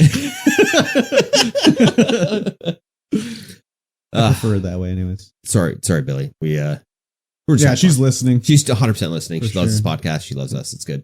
Wow, she should sign up for the Patreon. Throw us a few fucking bucks. I suppose. Oh, Billie Eilish. Oh, yes. Uh-huh. Speaking of Billie Eilish. I got no segue. Speaking of segue it harder. Speaking of bad segues. Microsoft and Xbox. Yeah. They have recently purchased a lot of people. Yes. And companies. Uh-huh. And now yes, it's time to do a layoff. Yes. So they're laying off 2,000 people? 1,500, 1,800, 1,900 employees reportedly. Across Xbox, 2,000. Blizzard, and Bethesda. Yeah. So there's a lot of whatever speculation about this going around. So one of the departments that said was hit heavy was their physical games department, where they would work on, I don't know what you work on with physical game department. You put a fucking JPEG on the front of the box and you write some bullshit on the back, and that's the end of the physical games department. There's no manual. Not anymore. So there's not much to do. Anyways, they let a bunch of those guys go. So there's a few things with this. I think a lot of it is redundancy layoffs. Yeah, probably. Because they have 3 companies, Microsoft, Bethesda, and Activision. So there's probably 3 marketing departments. Yes. You know, there's 3 whatever, blah, blah, blah, of all these different departments. So it's like, well, we don't need 3 different marketing departments. We can just keep this one and beef it up and get rid of the other 2. Yeah. Which sucks for the people that lose their jobs. 100%. But generally, Microsoft has very good severance. And they also try to put you into other roles within the company. A good, good job placement. Yeah. Department. So, yeah. So that sucks for all those guys that have lost their jobs. Also, because of the layoffs, they canceled Blizzard's survival game that they were working on. I don't know if you remember this. We talked about this. I seem to recall hearing something about it. Because the picture shows like the kids at the edge of the forest and their bike is leaning against the tree, and it There's just a seemed fantastic castle floating in the background. Yeah, I think we did talk about it. So the people that were working on it were really hyped about it, but that doesn't really mean anything. The people, just because you're working on it doesn't mean it's going to be good or anything like that. So they X that out. But the main thing people are talking about is the physical games department and how like, oh, this is a sign Microsoft's not going to do physical game releases anymore. Which I think is fucking baloney. Because unless Microsoft is also going to stop making consoles, they have to still have to sell physical games. Because why the fuck would Walmart sell an Xbox console and no games? Like seriously. Yeah. Or GameStop or any of these places. Save a lot of space on the shelf. You just got the console, controllers, and then cards for Game Pass. Yeah, but like, there's no money to be made on any of that stuff. No, like that's where you lose money. Well, I mean, Walmart's not losing money. Not for Walmart, but for Microsoft. Yes, but not Walmart or whatever. No. But like, why would you carry a console that you will make nothing on anything else, basically? Yeah, because they're not making much on a console. No, they are making some, but it's like not negligible, really. Mm-hmm. So I think it's just more the fact that like they don't need that huge of a department working on physical game releases. Because like, what is it? You slap the game art on the disc, put it in the box. Yeah. Find the printer, send it off to China, laser etched onto the disc. Send it off to China, and then it comes back on a boat. Yep. Yeah. So unless Microsoft is going to go strictly streaming and be like, oh, we're going to have an app. It's the Xbox app, and then you just stream to any device. Then maybe I could see it. Mm-hmm. I don't think so. I don't think so either. It's just, I think people that, not that I should say like I know more than anybody else, but it's just people that don't look or think about it really. Yeah. That are just like, oh, that's the end of physical games from Xbox. And there's other things too, like Sasuna, Hellblade 2, I don't think is getting a physical release, but I don't really think that's. Or, I mean, maybe it's just Microsoft is not going to do physical releases anymore. Okay, that I could see. Yeah. Maybe Microsoft is just like, we're going to do digital only. If anyone else wants to do a disc-based thing, that's fine. Go ahead. How do you sell? I mean, I guess they are doing it. I was going to say, how do you sell a collector's edition without a physical thing? Oh, they already do it. Yeah. So here's your collector's edition stuff. It's just some in-game stuff. Yeah. There's no art book. There's no, your art book is digital. Yeah. I guess it's possible. Like they could just do it that way and just have like, if they is a physical release, like limited run games, just a physical release for a game. I don't think, I mean, I think they still sell enough discs to make it. So why stop doing it?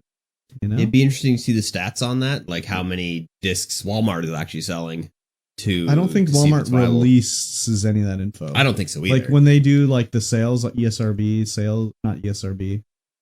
I don't remember what the company's called. They'll do their sales numbers. It's always not including Walmart because Walmart just doesn't share their information.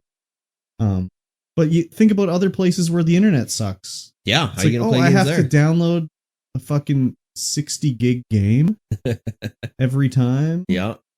I mean, you kind of guess you got to do it anyways because there'll be the day one 60 gig patch. Yeah.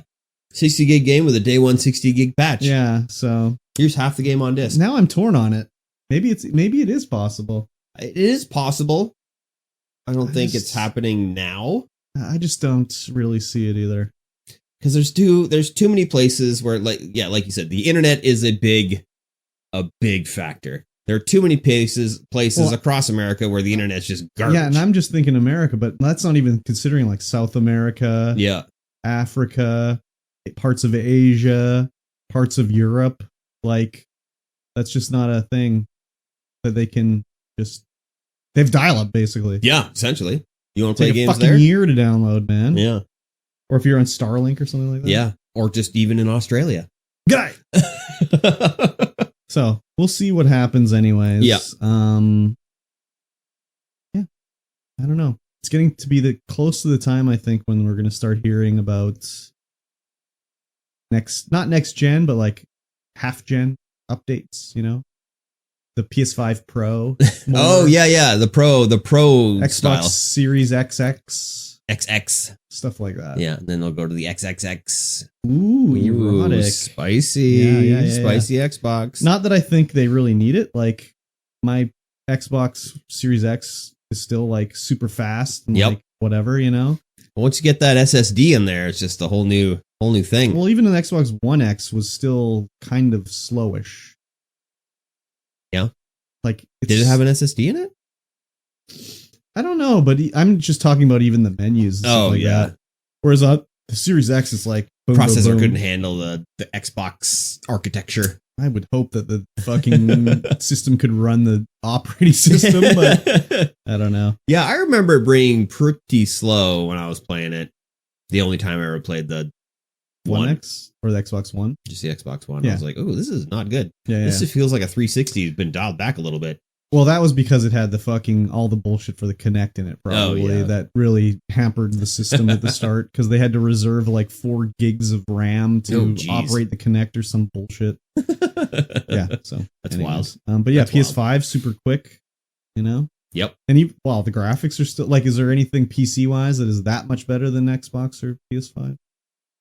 Maybe just all the ray tracing stuff. Ray tracing is on both of them now, so. Yeah, but not as powerful enough. Like, I think it's just frame rates and ray tracing that are the main factors that set everything apart, because everything still looks really good on console now. It's just, you know, sometimes you got to play it at 30. Yeah. Yeah, it's a little different now. Console, back in the day, it was kind of like computers were like made to be like, you need someone who knows about computers to do them. Like, I remember like trying to do a hard drive or something in a computer, and it's like, no, you have to turn the little jumper things in the fucking thing to get it to work in there. And it's like, what the fuck? Why can't I just plug it in? And then you got to set your landing zone. Yeah, it's just like now with the computer, it's just like click it in and it's fine. Yeah. So it's a little different. Same thing with games. It was like, oh, I got to fucking download the driver and do this and that and the other thing, and you can't. It just doesn't work. So that's why you want a console. Now it's like, oh, it just fucking works. You don't have to do anything. Yeah, back then, the PC days, when 3D was first happening, you had to have a 3D accelerator card to go along with your 2D card. Yeah, exactly. It was a wild time. Yeah, just a lot of too much fucking around to get a game to run. So I was like, I'll just stick with the PlayStation. I put the disc in, I press the power button, I play a game. Yeah. That's the end of it. Yeah. So. Anyways, it'll be interesting to see where they go with the old Xbox malarkey. Yeah, 100%. I mean, we briefly touched on this next article with the open world survivor game. Yeah. The Blizzard open world survival I just game. wanted to lump it all together with the Xbox layoffs and everything. It's done.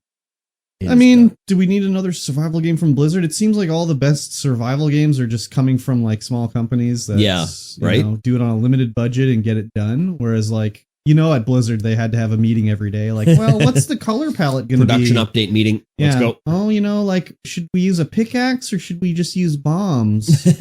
Well, you know, let's put a pin in it and talk about it in our next meeting. So, decisions need to be made. Yeah. And it was probably greenlit by Bobby Kotick as a games as a service game. Yeah. Much like Overwatch 2 and Diablo Immortal, where he said like, oh no, we need a game that's going to be a continuing revenue stream. Yeah. And it's just like, okay, whatever. So same thing with the Bethesda when they're like, no, we need a MMO Elder Scrolls and we need an MMO Fallout, so we have a continual revenue stream for when we sell the company. Which is exactly why those games exist. Well, maybe not Elder Scrolls Online, but Fallout 76, 100%. Yes. Yeah. Oh yeah, big time. Terrible shovelware game. No, it's not terrible shovelware, but it was only created because of that exact reason. Yeah. Because they can show it on the books and like, oh, we're worth more money. We have a games as service game that makes money every month. So, yeah, it's crazy. Yeah. Let's talk about religion. Oh, my favorite topic. Right? There is a pastor, in Colorado, and him and his wife stole $1.3 million in crypto. Yep. And are being charged for violating anti-fraud provisions. So this is Eli Regalado. I don't even pronounce his name. We just call him ER. ER? Old ER. ER and Caitlin. Yeah, oh God, did you watch the highlight video of him talking about this? No. He did a video talking about, what happened. And everything he said was like, well, you know what? God told me I should start a crypto exchange. Yeah. And then people started donating, like putting in money to it. And you know what? I didn't know how we were going to get any money out of this, but God told me to do it. So I did it. And I continued to do it. And then at the end, God told me that I should take out the money and use it and pay half of it for taxes. Cause I think that, I don't know if they didn't do like proper business taxes or whatever. Mm-hmm. So at the end, they took out half, $1.2 million or whatever. They had to pay $600,000 to the IRS, and then God said they should do a reno on their house. It's like, wow, God was very generous to them. God was extremely generous. Yeah, it's just so stupid. I don't know what the fuck. Like some of his quotes are here, like the Lord said, "I'm going to do a new thing." Then He took us into this cryptocurrency that turned out to be a scam. So the Lord says, "Give that to them, and also give them a 10x." I'm like, where's the liquidity going to come from? The Lord says, "Trust me." Yeah. So it's just, oh my God. So as I say, oh my God, there. And he's like, everything went downhill. Yeah. From that point forward, we've been waiting on the Lord's God, why can't I read that word? We're waiting for the Lord literally for a miracle. Yes. But he's recording this video in his like expensive home with his beautiful view in the back of a lake they're sitting on. Yep. And it's like, dude, like, why wouldn't you move the camera into the closet? Yes. Or something.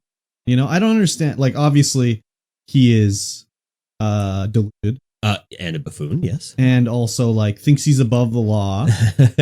Because that when he gets, goes to trial, found guilty, goes to prison, he's going to be like, God, works in mysterious ways. We don't question him. He told us to do a home remodel. So, we spent the money. Sorry to everyone that lost all their money, but this is what the Lord told us to do. The Lord told us to do it. We did it in favor of the Lord, in our faith. Yeah, just a way to be like guiltless in your crimes, basically. Yeah. Think any like serial killers have done that? Oh yeah. 100%. But they don't say the Lord told them to do it. They say like the devil told me, but he told me when he was in the neighbor's dog.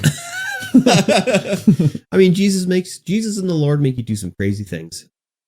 Like commit fraud? Yes. Oh, I guess they do that, don't they? They do that. And sometimes they make you kill your neighbor's wife. I mean, it's like... No, that's the devil. It could be the Lord. He was pretending to be the Lord. Or the Lord pretending to be the devil. No, he wouldn't do that. He wouldn't do that. I don't know. I don't know how religion works. I kind of have a little idea how religion works. I'm not a guy who believes in things like that. So. No, I don't either. But I mean, I read the Bible a long time ago, so I have an idea. It's a stunning read. It's boring as fuck read. Yeah. Especially when it's like, and then Lucas begets Joseph, and Joseph beget whatever, another biblical name for like 5 fucking chapters. Yeah, everyone's begetting everyone. Yeah. Stop spaghetti. That's spaghetti. No more spaghetti. If I ever get caught for a crime, I'm gonna tell him the Lord told me to do it. Then you get to go to the loony bin. Yes. Or you get to go be released because it's part of your religion. I don't know how it works. But you would have to have been practicing religion I think they would see through you. How would they know I wasn't practicing? Because no one's ever seen you in a church. No, but I do it at home. Oh, Home worship. where's your shrine? You don't shrine. That's You gotta have a shrine. You gotta have a gold idol and a no. shrine. That's an affront against God. You don't bear witness to false idols. Come on, if you were religious, you would know this. There you go. Yeah, it's a crazy video. I recommend people watch just the like mental gymnastics of being like, yeah, the God told me to. God told me. So does he talk to you in your mind? Good Like, question. do you hear a voice? You just hard on your knees, just praying to God. And what makes And you so something happens? special that God talks to you? He's a pastor. Oh, He's I already see. got that hard God connection. You think you have to be like a scammer to be a pastor? Like, I- if they weren't a pastor, would they be like doing confidence scams on the phone and stuff like that? Probably. Yeah, probably. But, the Lord works in mysterious ways. Oh my God. This guy also looks like Chris Benoit, the wrestler. So he's probably going to kill his family eventually. Probably. Too. That's slanderous. But the Lord told me to say it, so there's nothing he can do about it. There's nothing any of us can do about it. Exactly. It was the Lord. Pretty crazy story, though. Yes. Yeah, just to make a video, just basically lying. Like, why not just say, like, yeah, I wanted the money to do a home remodel? No, I'll just say the Lord said it. This is like some Joan of Arc shit. Like back in the day where Yeah. Joan of Arc was like, yeah, God said I should be in control of the armies. Oh, okay. Sure. Yeah, all right. That makes sense. Yeah, there you go. Fly at her. Dude, if I was sent back in time, I'd be the fucking king of the world. Yep. Yeah. You just be like, well, the Lord told me. Yeah. Okay. Cheers. And I'd be like, look at this. And I'd show him like fucking, I don't know what I'd figure something out. Yeah. I'd show, Show him how him to your make cell phone. electricity or something like that. Just put some copper pipe in a vat of lemon juice. Give somebody a shock. Oh, he's a wizard. Yep. That's lightning in a bottle. Exactly. Beautiful. I love it. Speaking of higher powers that work in mysterious ways, Uh-huh. there's a new Twitch monetization update. Oh, yeah. Pretty There- good. Yeah. I'm going to make out like gangbusters because of these updates. You sure are. Yeah, dude. You sure are. They are expanding the Partner Plus program, Yes. which gives more streamers access to increased net revenue. Shares on, paid and gifted subs. So I think that means they're going to. So I think it is like there's in theory there's 3 levels on Twitch. There's Yep. like regular streamer, affiliate, and partner. Mhm. But in the partner program, there was like the partners, and then there's like the real partners who get more Yep. money. So like there's like the XQC level, and then there's like other people level. Whereas the other level, you got more money, basically. 70-30 for the top level, 60-40 for the mid level. Yeah, so they're going to expand it so you can get into the top level easier, I guess, is the idea. Yeah. They're also going to eliminate, there was apparently $100,000 cap on the revenue split of 70-30, where you get 70% and Twitch gets 30%. After that, it went down to the regular 60-50 or 60-40. 60-40, I think. So I was like, wow, imagine making $100K on Twitch. That's crazy. Yeah. So that's good for the big people again. Again, this is all like shit to help the bigger guys and not anybody. Keep the rich. A rinky dink. This is more like, the let's keep Shroud on Twitch change. Yeah. Let's have Shroud not go to Kick change, Yes. So, and they're changing the Prime Gaming payout based on the country. Before it was like, if I'm in Argentina and I have a Prime sub and I use it, you get the US amount. Yes. Or now it's like, no, you're going to get the Argentina amount. Yep. Which is like 80 80 cents. Yeah. That doesn't really affect me No, me at neither. all. Whatever. I don't think anyone from Argentina was giving me a sub. The only thing would be like how they're doing it with DSP on YouTube, is if it's a gifted sub, do you get? I think it just says Prime Gaming. Yeah, this is just for your free Prime so Gaming I'm sub. assuming that if someone in Argentina gifted, Yeah, because we pay American prices. Yeah. for subs. It doesn't matter then. Yeah. This is just It's for that because free of Prime Gaming sub. probably costs $5 in Argentina a month or something like that, rather than $20 USD or whatever it is. Okay, so it's only for Prime Gaming. Yeah. And the highest conversion rate from non-North America is $1.55. Oh yeah. Or no, $1.80 in the UK. That's it, eh? Yeah. Huh. Whereas Canada, Puerto Rico, United States, $2.25. Oh, well, that's pretty close anyways, so. Yeah. It's fairly Oh yeah, I was close. thinking incorrectly there. I was thinking of the Prime subscription price, not the Twitch subscription price. Because I was like, wow, you only get like $1.80 out of the $20. Oh, $2.15 in Australia. Oh, good eye, Mike. Yeah, it's always more expensive in Australia. Yep. So you had to have like a certain number of points, which is sub points. So like one regular sub is 1 point. So they're saying now if you get 100 sub points for 3 consecutive months, you qualify for the 60-40 split. The Partner Plus program. Yes. In the Partner But that's Plus program. anybody. You don't have to be a partner to get it. That's the thing. They're changing it. Just because you're not a partner doesn't mean you can't get this now. Yeah. Because like who the fuck, like I think really they should just phase out the partner program. Yeah, probably. Like they don't really need it at this point. Because like there's so many, like it was different back in the day when they started it where there was one partner. Yeah. And then there was 2 partners. Yeah. Now there's like thousands of partners. So it's like. And one of those first partners, Mhm. Maximus Black. There you go. Yeah, both Maximus Black and Nova were one of the start of the partner program. Yeah. They both got in. So it's just like, what's the partner program really doing with, they have all these other, like everything that was a partner perk is now open to everybody. Like before it was like, you need to be a partner to get like more sub badges. Mm-hmm. But now it's like, everybody has it. And same thing with like all this, you know, the emotes and everything. Animated emotes. Everyone's got access to everyone. So it doesn't really matter. Even as a non-affiliate, you still get emote slots. Yeah. Do you? Yeah, you get 5. Oh, okay. But they're like follower only in chat. Your chat. You probably can't use them elsewhere. Yeah, I don't think so. So yeah, they change it. So this revenue split must be 50-50 because if you get the 100 points 3 months in a row, you get 60-40. And then to get the 70-30, it's 300 points. And they're allowing affiliates to qualify for these because like let's say you can't become a partner for whatever reason. I don't know if there would be a reason why they wouldn't partner you. They want to allow affiliates to get this extra cash or whatever. Yeah. Because of their support from their community or whatever.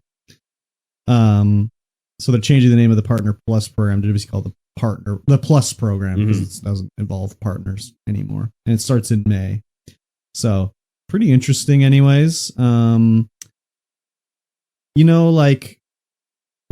Of course I'm not getting $100,000 revenue cap on Twitch. No, I know it's crazy, right? Yeah, that's wild, dude. I know. You should be there. I agree. I should be. But it'd be nicer if they had more changes to help the smaller guys out. And you know what? Like, honestly, like we don't get that many people watching us or whatever, but like we are in the top, like whatever it is. Yeah. 2% of streamers. Yeah, we're still in the top 2% of streamers because we stream. We stream consistently. But we have a consistent amount of viewers and we have subs and stuff like that. The average streamer has like 1 sub or something like that. Yeah. A month. Yeah. Whereas like we have more than that. Yeah. Like, so we're like not in the low echelon of it, but it's like the changes are all to the guys that have already succeeded and they're already doing it like as a job basically. So that's cool that they're doing it for these other people, but like throw us a bone down here. You know what I mean? Yeah. So it's going to be more trickle down economics, I guess. I don't know. Probably not.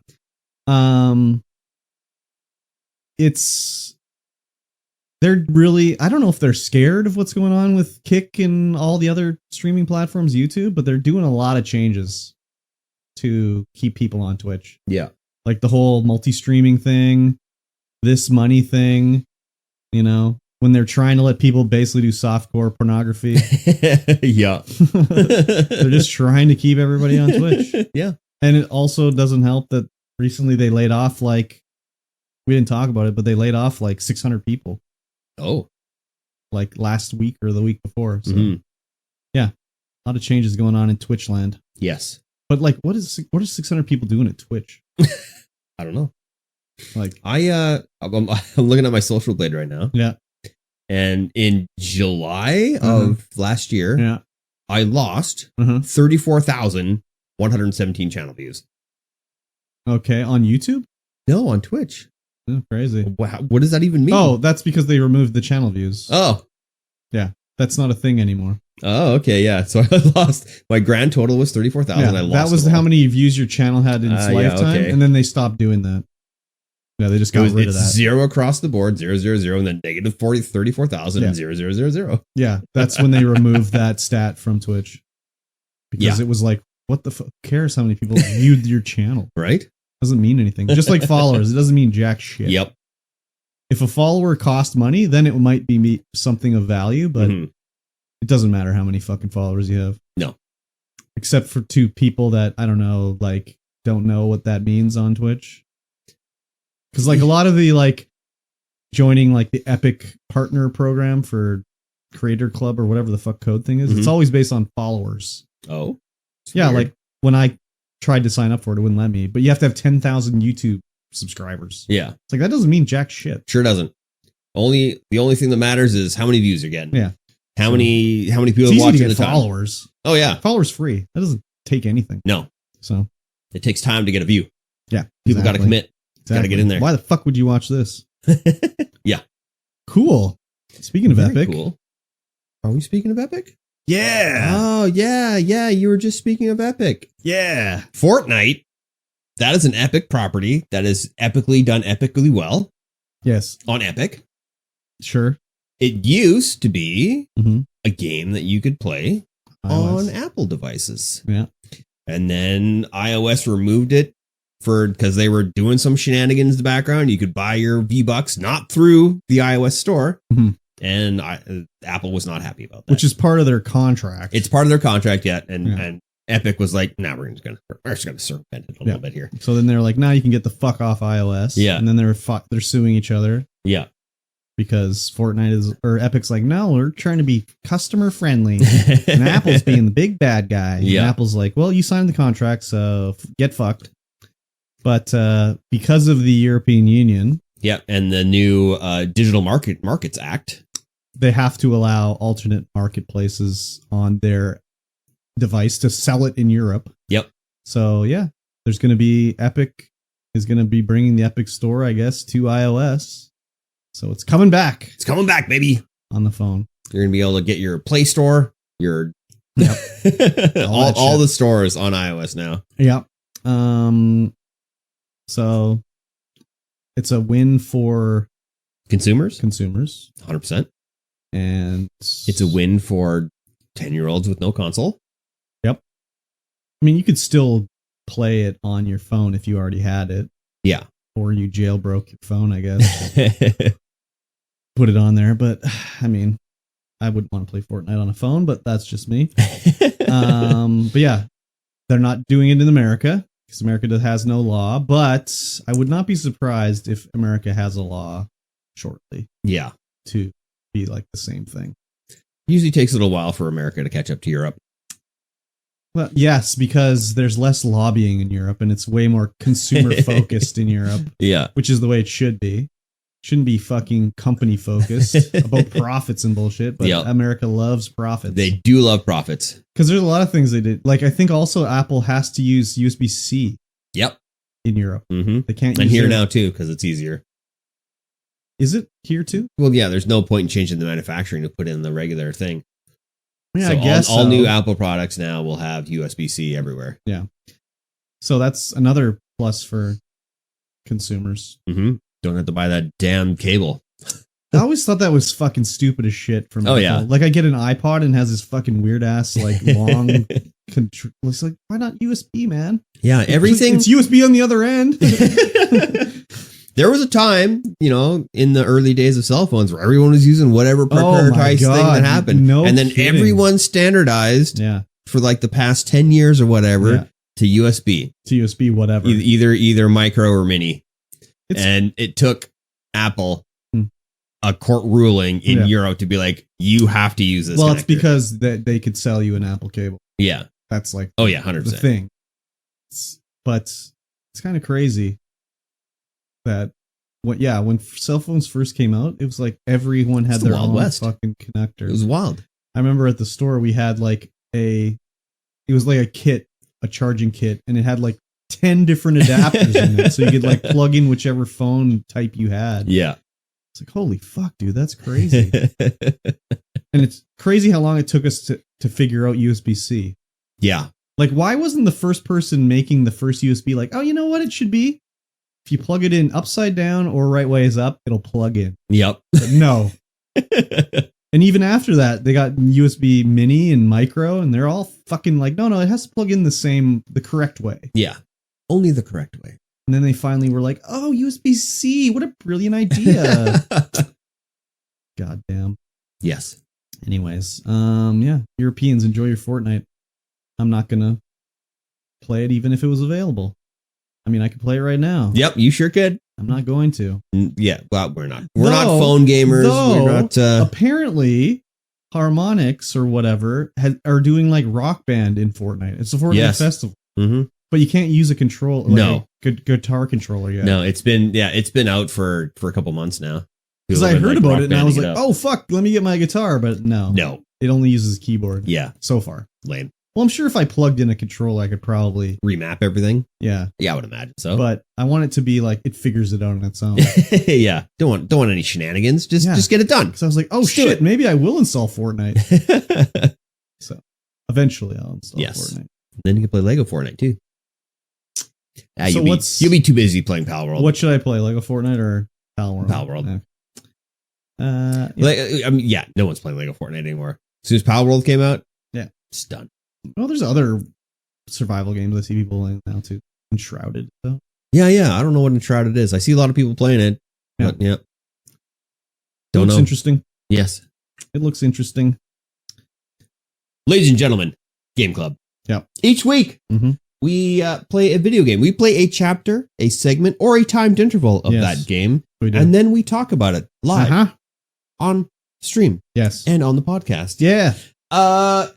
And this is an activity. It's like a book club, but it's a game club. We play a little bit, and then we talk about it. Yeah. And you can join us as well playing the game. You can join us, you dirty fuckers. There is a link down below to the Purple Room Studios Discord. You can join in and go to the forum post. Yep. And you can post about your experience every week of the chapter that we've played. Yeah. Or you can go to twitch.tv/StreamVoidPod or the YouTube and or Facebook equivalent. Yeah. And interact with us there. What he said. We will talk about it live on stream. Yeah, what he said. Yes. And of course, this week we are continuing our adventures through the Himalayas. I don't know what it is. No, it's in. Can't remember. I don't think it's the Himalayas. No, I don't think so either. And we're playing Rise of the Tomb Raider. Yeah. And it's Lara Croft. And Lord Croft. And Maya. And Emily. Sophia. Yeah. Yes. And Jacob. Yeah. Those guys. Yeah, we did 2 chapters because the first little section of the mines was very short. And they're not really chapters. No, they're more just locations. Areas. Yeah. So every time we progress to a new location, that's where we stop. Yeah. But we did the mines, and then we did the geothermal valley. Yes. The mines were interesting. There's a lot of like old, I don't know, World War II-esque equipment in all these areas we're going to. Yeah. It takes place in like Russia, like, you know, in the Siberian wilderness, basically. Oh, yeah, in Siberia. Yeah, so it's like a lot of like old tech that they sort of like went in there and like, oh, it's getting cold. Well, leave it behind. Let's get out of here. So you find a lot of like old trucks and crashed planes and trains and all that shit. Yeah. And this one we have to get through to wherever. We're going to the village. Yeah, we're going through the village. We have to progress through the mines to get to the village of the people of the Vale.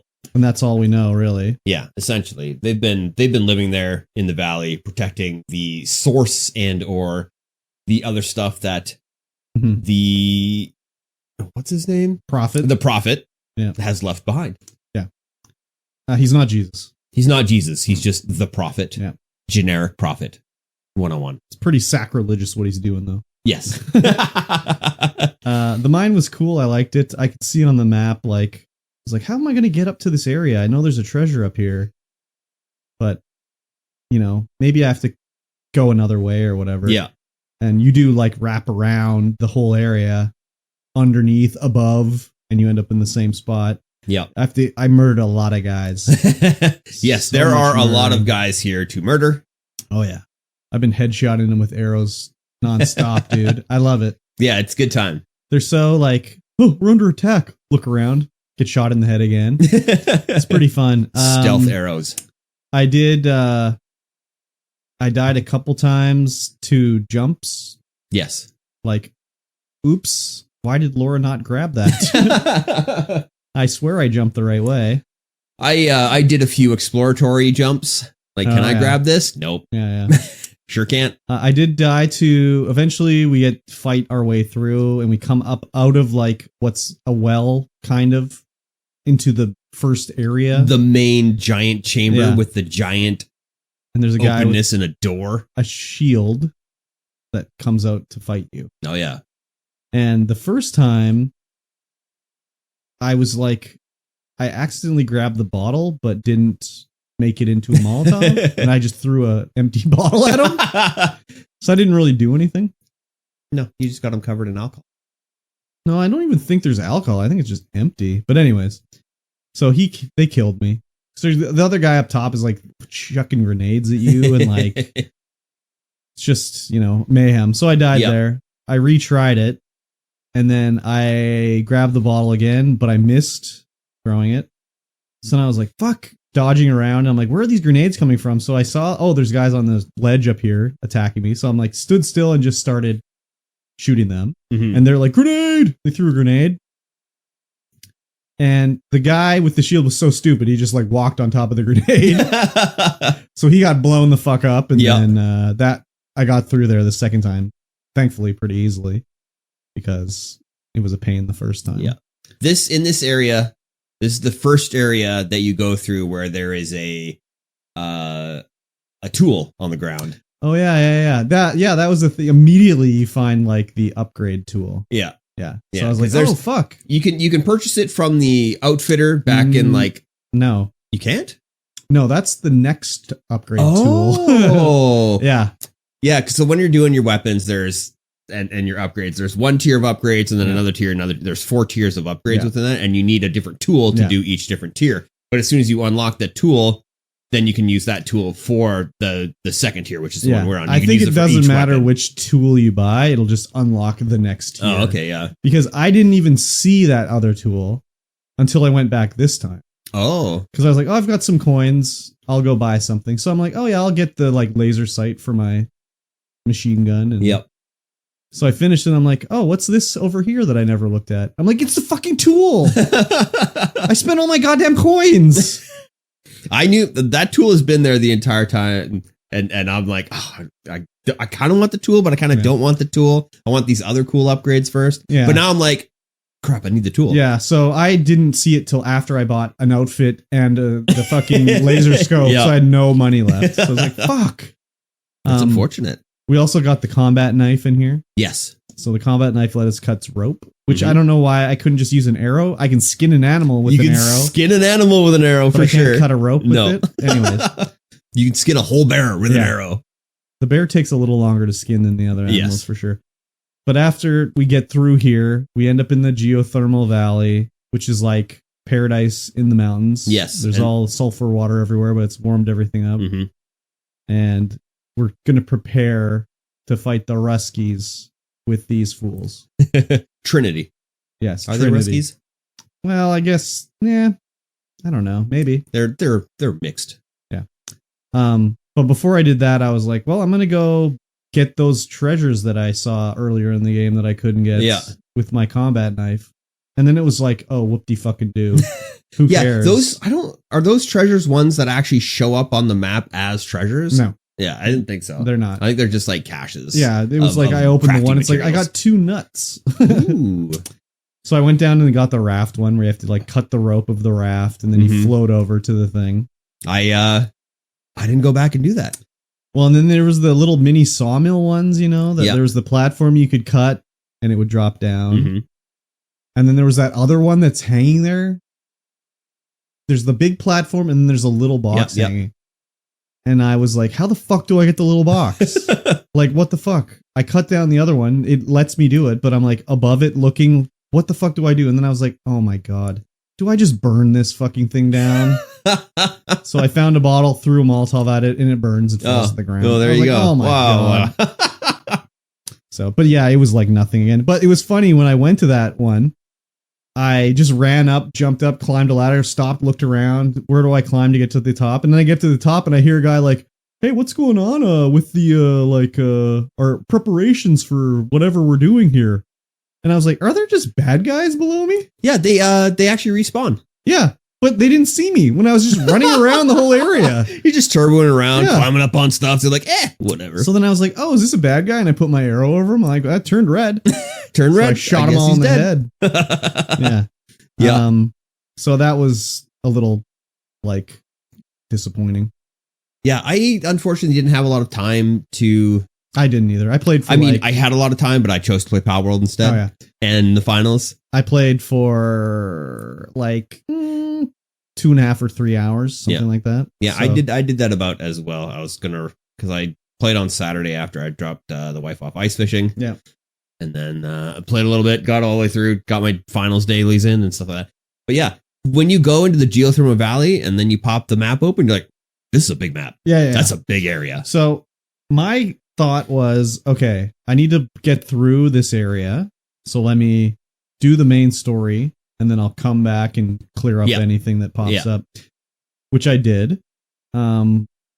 So the whole thing is, we have to like light the fires of Gondor. Yeah, got to light the beacons of Gondor. Yeah, to alert everybody in the valley that, you know, bad guys are coming, because these guys they don't have a radio. Yeah. Oh, we find out that at the start of this, when you get into the valley, that the girl who harassed you at the beginning of the game, who was like, "Get out of my valley! I'm going to kill you." That's actually the daughter of Jacob. So she says father. Yeah. So I was like, that's his daughter. But then I was like, is this like a religious thing? It could be. Like, he's not actually her like biological dad. Like, he's like a religious type father.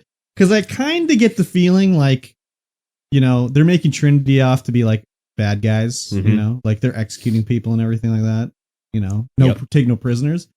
But I kind of get the feeling like, oh, we're going to be fighting this Jacob guy at the end of the game too. Oh yeah. Because he's going to be some sort of other religious dipshit. Yeah.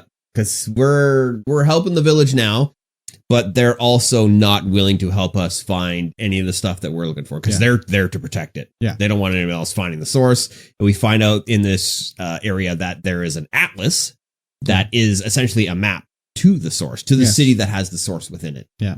I wonder if it's going to be Katesh. Oh.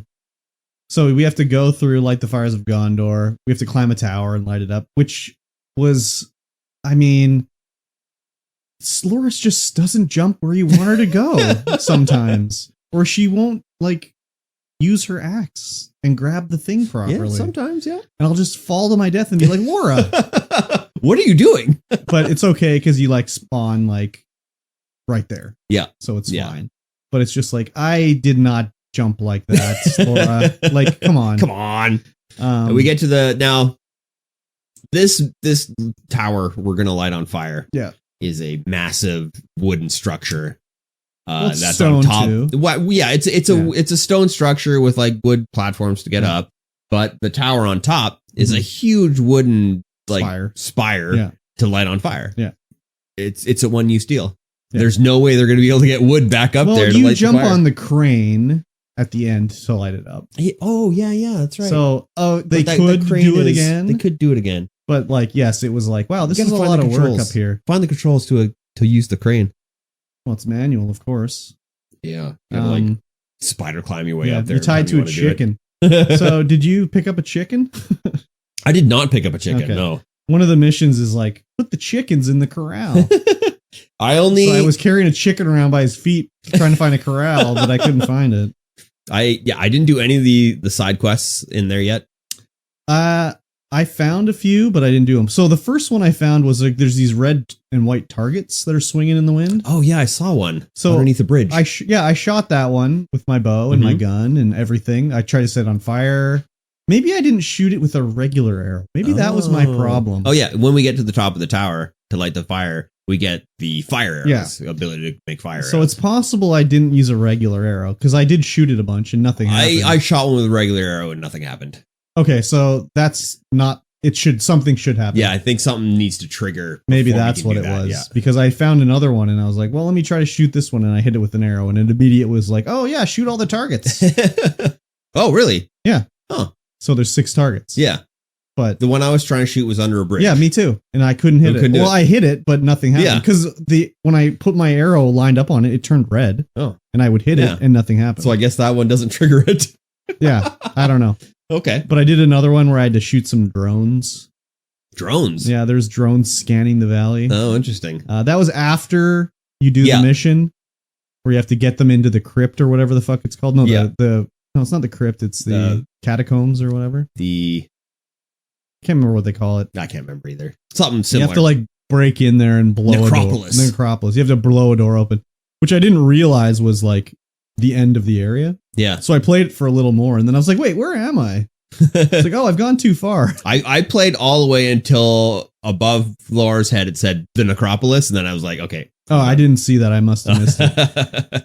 So I was running around in there a little bit doing stuff, and then I was like, oh, wait, I think I've gone too far. And then I went back into the valley and started messing around doing some other things. So I went into like, oh, there's a side tomb here. Let me go do that. And I go in and I did it, and I got like something for when I'm hunting animals, it'll show me their heart. Oh, so if interesting. I'm looking for a deer, if I cursor over, it'll be like, there's the heart, and you can do maximum damage to it. What tomb was that? Side quest. Tomb thing. Well, there's like 4 tombs in this map, and you can only do 2 of them. Okay, I only did 1 of them. Because the other 2, I'm like, oh, I found the other one, the entrance, and Laura's like, nah, I can't do it unless I get the wire. The wire? Yeah. So I need some sort of wire thing. Oh, weird. And then I started swimming in another one, and like, no, I need a rebreather. Yeah, 2 of them I tried to do were rebreathers. Oh, maybe it wasn't a tomb for the wire one, but it was something where I was trying to go into like, there's always like new stuff. Yeah. So I was like, I need a wire. What? Like something. So that kind of sucked a little bit. I fought a bear. Yes, I did that bear as well. And he just came out of nowhere. So I just fucking pulled on my machine gun and came out of nowhere. Well, I mean, I'm walking into a cave and he's like, whoa.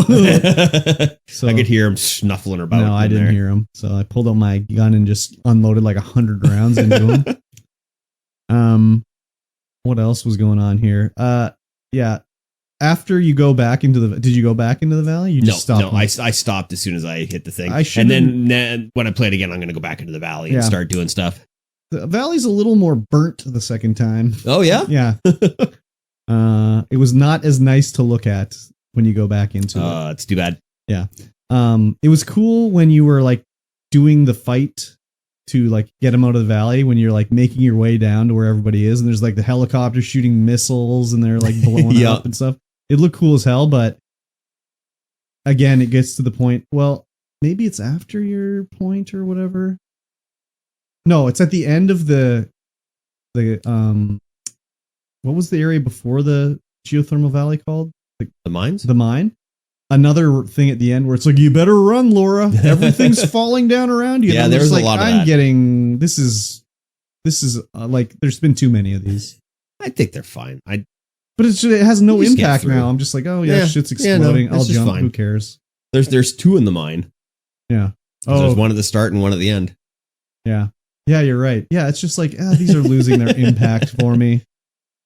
It's just like every level has one. It's like, whatever. The little optional tombs are nothing. They're not too difficult or anything like that. Definitely not. I did enjoy in the mine, like having to like crank up the like giant cup to catch the water and then having it pull down everything and then running out. That was interesting. There was the one optional one that I did where it stumped me for 10 minutes or And so. what was that one? Where I couldn't figure out what to do. There was one where you had to like do the same thing, fill the cup, it drops down, and then you can jump up on the platforms and go across. It's really short. But I was like, what am I supposed to do here? Because you have to pull you pull the barrel lever, out, and then you shoot into the platform as it comes down, and you hook it to the other barrel thing. Yeah, you hook it to the barrel thing. I was trying to hook the barrel thing up to the other side. I was like, okay, well, you obviously shoot this one, hook the barrel up, and then you can jump across while it's still But the first thing you have to do is hook the other platform to the broken. Yeah. And I thought I would hit when that one would go up, I would hook it to the barrel, and then it would stay up there. Oh yeah. So I'm like, how do I get this barrel to shoot anything that's rope? Yeah. Okay. But then I'm like, oh, I have to shoot the bucket. Yeah. What did we get for that one? You got an ability to heal faster. Oh, right. Yeah. The other one I did let me see the heart of an animal, which I used immediately because I went out into the valley and it was like, there's a rare animal near me. And I was like, oh, okay. And I look and I'm like, oh, there's a deer.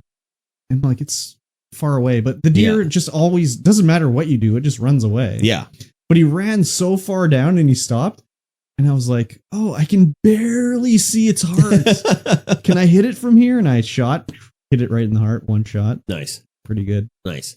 And I got 2 pristine pelts. Oh, 2 for 1. That's 2 for 1. Yeah, Beauty. Exactly. So we saw, I don't even know what the bad guy's name is, but we saw a cutscene of him in the church. Yes. Like, we've been repelled. And, he's like, again, I should have killed Laura. You've just got too much. I don't know. You're feeling too much like, I don't know, nostalgia for her. You should have let me kill her. And then she's like, no, maybe, this is the way it's supposed to be. And then he prays for a bit. And of course he thinks he's a God figure. So he's like, I've been through so many hardships, God.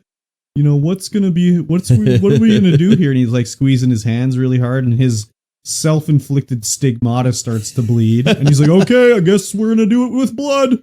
Do it with blood. And then, that's sort of the way the story's going anyways. Yeah. What the hell is his name? He's already been doing it with blood. Constantine. Yeah. Rah, Constantine. Yeah, we've already been doing it with blood. Oh, yeah. That's all he's been doing is with blood. So the entire time. I think I've killed way more people than Trinity has. Probably. Like, I've killed 100 dudes. They just keep coming. Yeah. And I've done it with not even a wink of emotion. All right. Just arrow in the eye. Arrow in the eye. Arrow in the butt. Oh, this guy's wearing a helmet. Break his helmet. Arrow in the eye. Yeah. In this chapter, I shot a bunch of guys in the leg to kill them because there's an achievement to kill 10 guys by shooting them in the legs. So I did that. I've got my AK all silenced. Oh, you're an AK boy? So I've been AKing it a little bit in this chapter. No, I only use that on animals. True psychopath style. Yeah. No, the bear's coming. Yeah, the bear's coming. It's like pull out the AK, start blasting. If there's a lot of guys coming at me at once, then I pull out the AK. No, I just bow it up all the time. They always die just one shot. Though I did try to AK the guy's toes that was using the shield, but you couldn't hit his toes. No. He wouldn't let you. No. I really wanted to shoot off his toes though. Yeah, so I didn't have enough time to play as much as I should have, but I got through the story anyways. I was on to Yakuza. I wanted to really get Yakuza done. I didn't have enough time either. Yeah. I was hoping to play a lot more on Saturday, but I just ended up running out of time. Yeah. Well, I was I woke up and I was like, I'm going to have breakfast, start streaming, and then lunchtime, I'm going to quit, have lunch, and come back after. Which is what I did. But I came back to Yakuza. Yakuza. Yeah. Yes. So I'm liking it a lot. Yep. Still liking it. I have Laura dressed up as the Baba Yaga still, so she looks pretty cool. I did dress her up so I could do the get that achievement. Yeah. That's I didn't even know it was an achievement until I got it. Yeah. I equipped that, and then I was like, I'll use this Night Witch bow or whatever it is, because it has a long hold time. Mm-hmm. And it gave me an achievement for wearing the Baba Yaga outfit. Yeah. I was like, oh, okay. That's cool. Word. I like that. So, yeah. We'll see how much we're going to play through this time. I don't know how long this next area is going to be. But I don't know, maybe... hopefully it will get a rebreather or a wire. Yeah. So we can do I'm going to have to go back and get all the other treasures from the other areas. Yeah. Now that I've got the combat knife. Mm-hmm. Hopefully. I don't think there's that many that are combat knife required in the earlier areas. Besides like the little rinky-dink ones that Yeah. who gives a shit about. And the flags. You can take down the flags. Oh, right. I forgot about the flags. Yeah. Yeah. The only flag cut. Yeah, but what's that going to get you? I don't know. Probably just it's probably just one of those and missions. I found a side Random quest side where quest. a woman was like, I'm an old bag. She's not that old. But I need to go into caves and find our history. And I hear you can do that. Yes. You should do that for me. And I was like, okay, I'll do it. And then she's like, wow, my scouts say you've already done a bunch. Yep. So she gave me a bunch of shit. Like I did like over half of them already. Yeah. I got 50 coin out of that. Yeah. So I have a few more, but I don't think I can do them until I get the rebreather and stuff like that. So She's like, I don't know. These gold coins aren't worth anything to me. yeah. Have some gold coins. Yep. I guess you don't need gold coins when you're in the valley. Nope. You're fulfilled by the Lord's word. Yes, you are. You don't need money. Yes. Yeah. I recommend it still. Yes. It's fun. Guys, Uh-huh. this is a club. It's a game club. Yeah, it is. We invite you to come and share your experiences with the game on the chapters. Play along with us. Normally, the games that we play are either on Game Pass or they were given away for free on Epic. Mhm. And if you didn't claim them on Epic because you didn't want to install another launcher, What's wrong with you? what is wrong with you? Yeah. They're giving away. I have over 300 That's crazy. 300 free games on Epic. Yeah. After, they're just giving them away. It's just the thing. I'm more surprised now when it's like, do I have this game on Epic? And I look and I'm like, wow, they didn't give me that game for free? Yeah, I thought right? for sure they did. Right? Yeah. They're going to run out of free games to give away. Nah. Yeah, probably not. So you can join us live on Twitch, twitch.tv/StreamVoidPod, or you can leave your experiences in the Discord. Link is down below. Hopefully. Yeah. I might need to redo the link Oh, yeah, right. because it broke Yeah. when I One made. broken link later. Yes, one broken link later. Yeah. We'll fix it up. And that's going to bring us to the end of this podcast. If you like what you heard, make sure you leave a review. Make sure you give us a rating. Leave a thumbs up. Let us know how we're doing. Yeah. All those things. Yes, and don't forget patreon.com/StreamVoidPod to support this podcast with your hard-earned dollar dues. Yeah, do it. Because you love what we do. Yeah. And with that being said, we will see you guys again in 1 week's time. Bye. Bye. Bye-bye.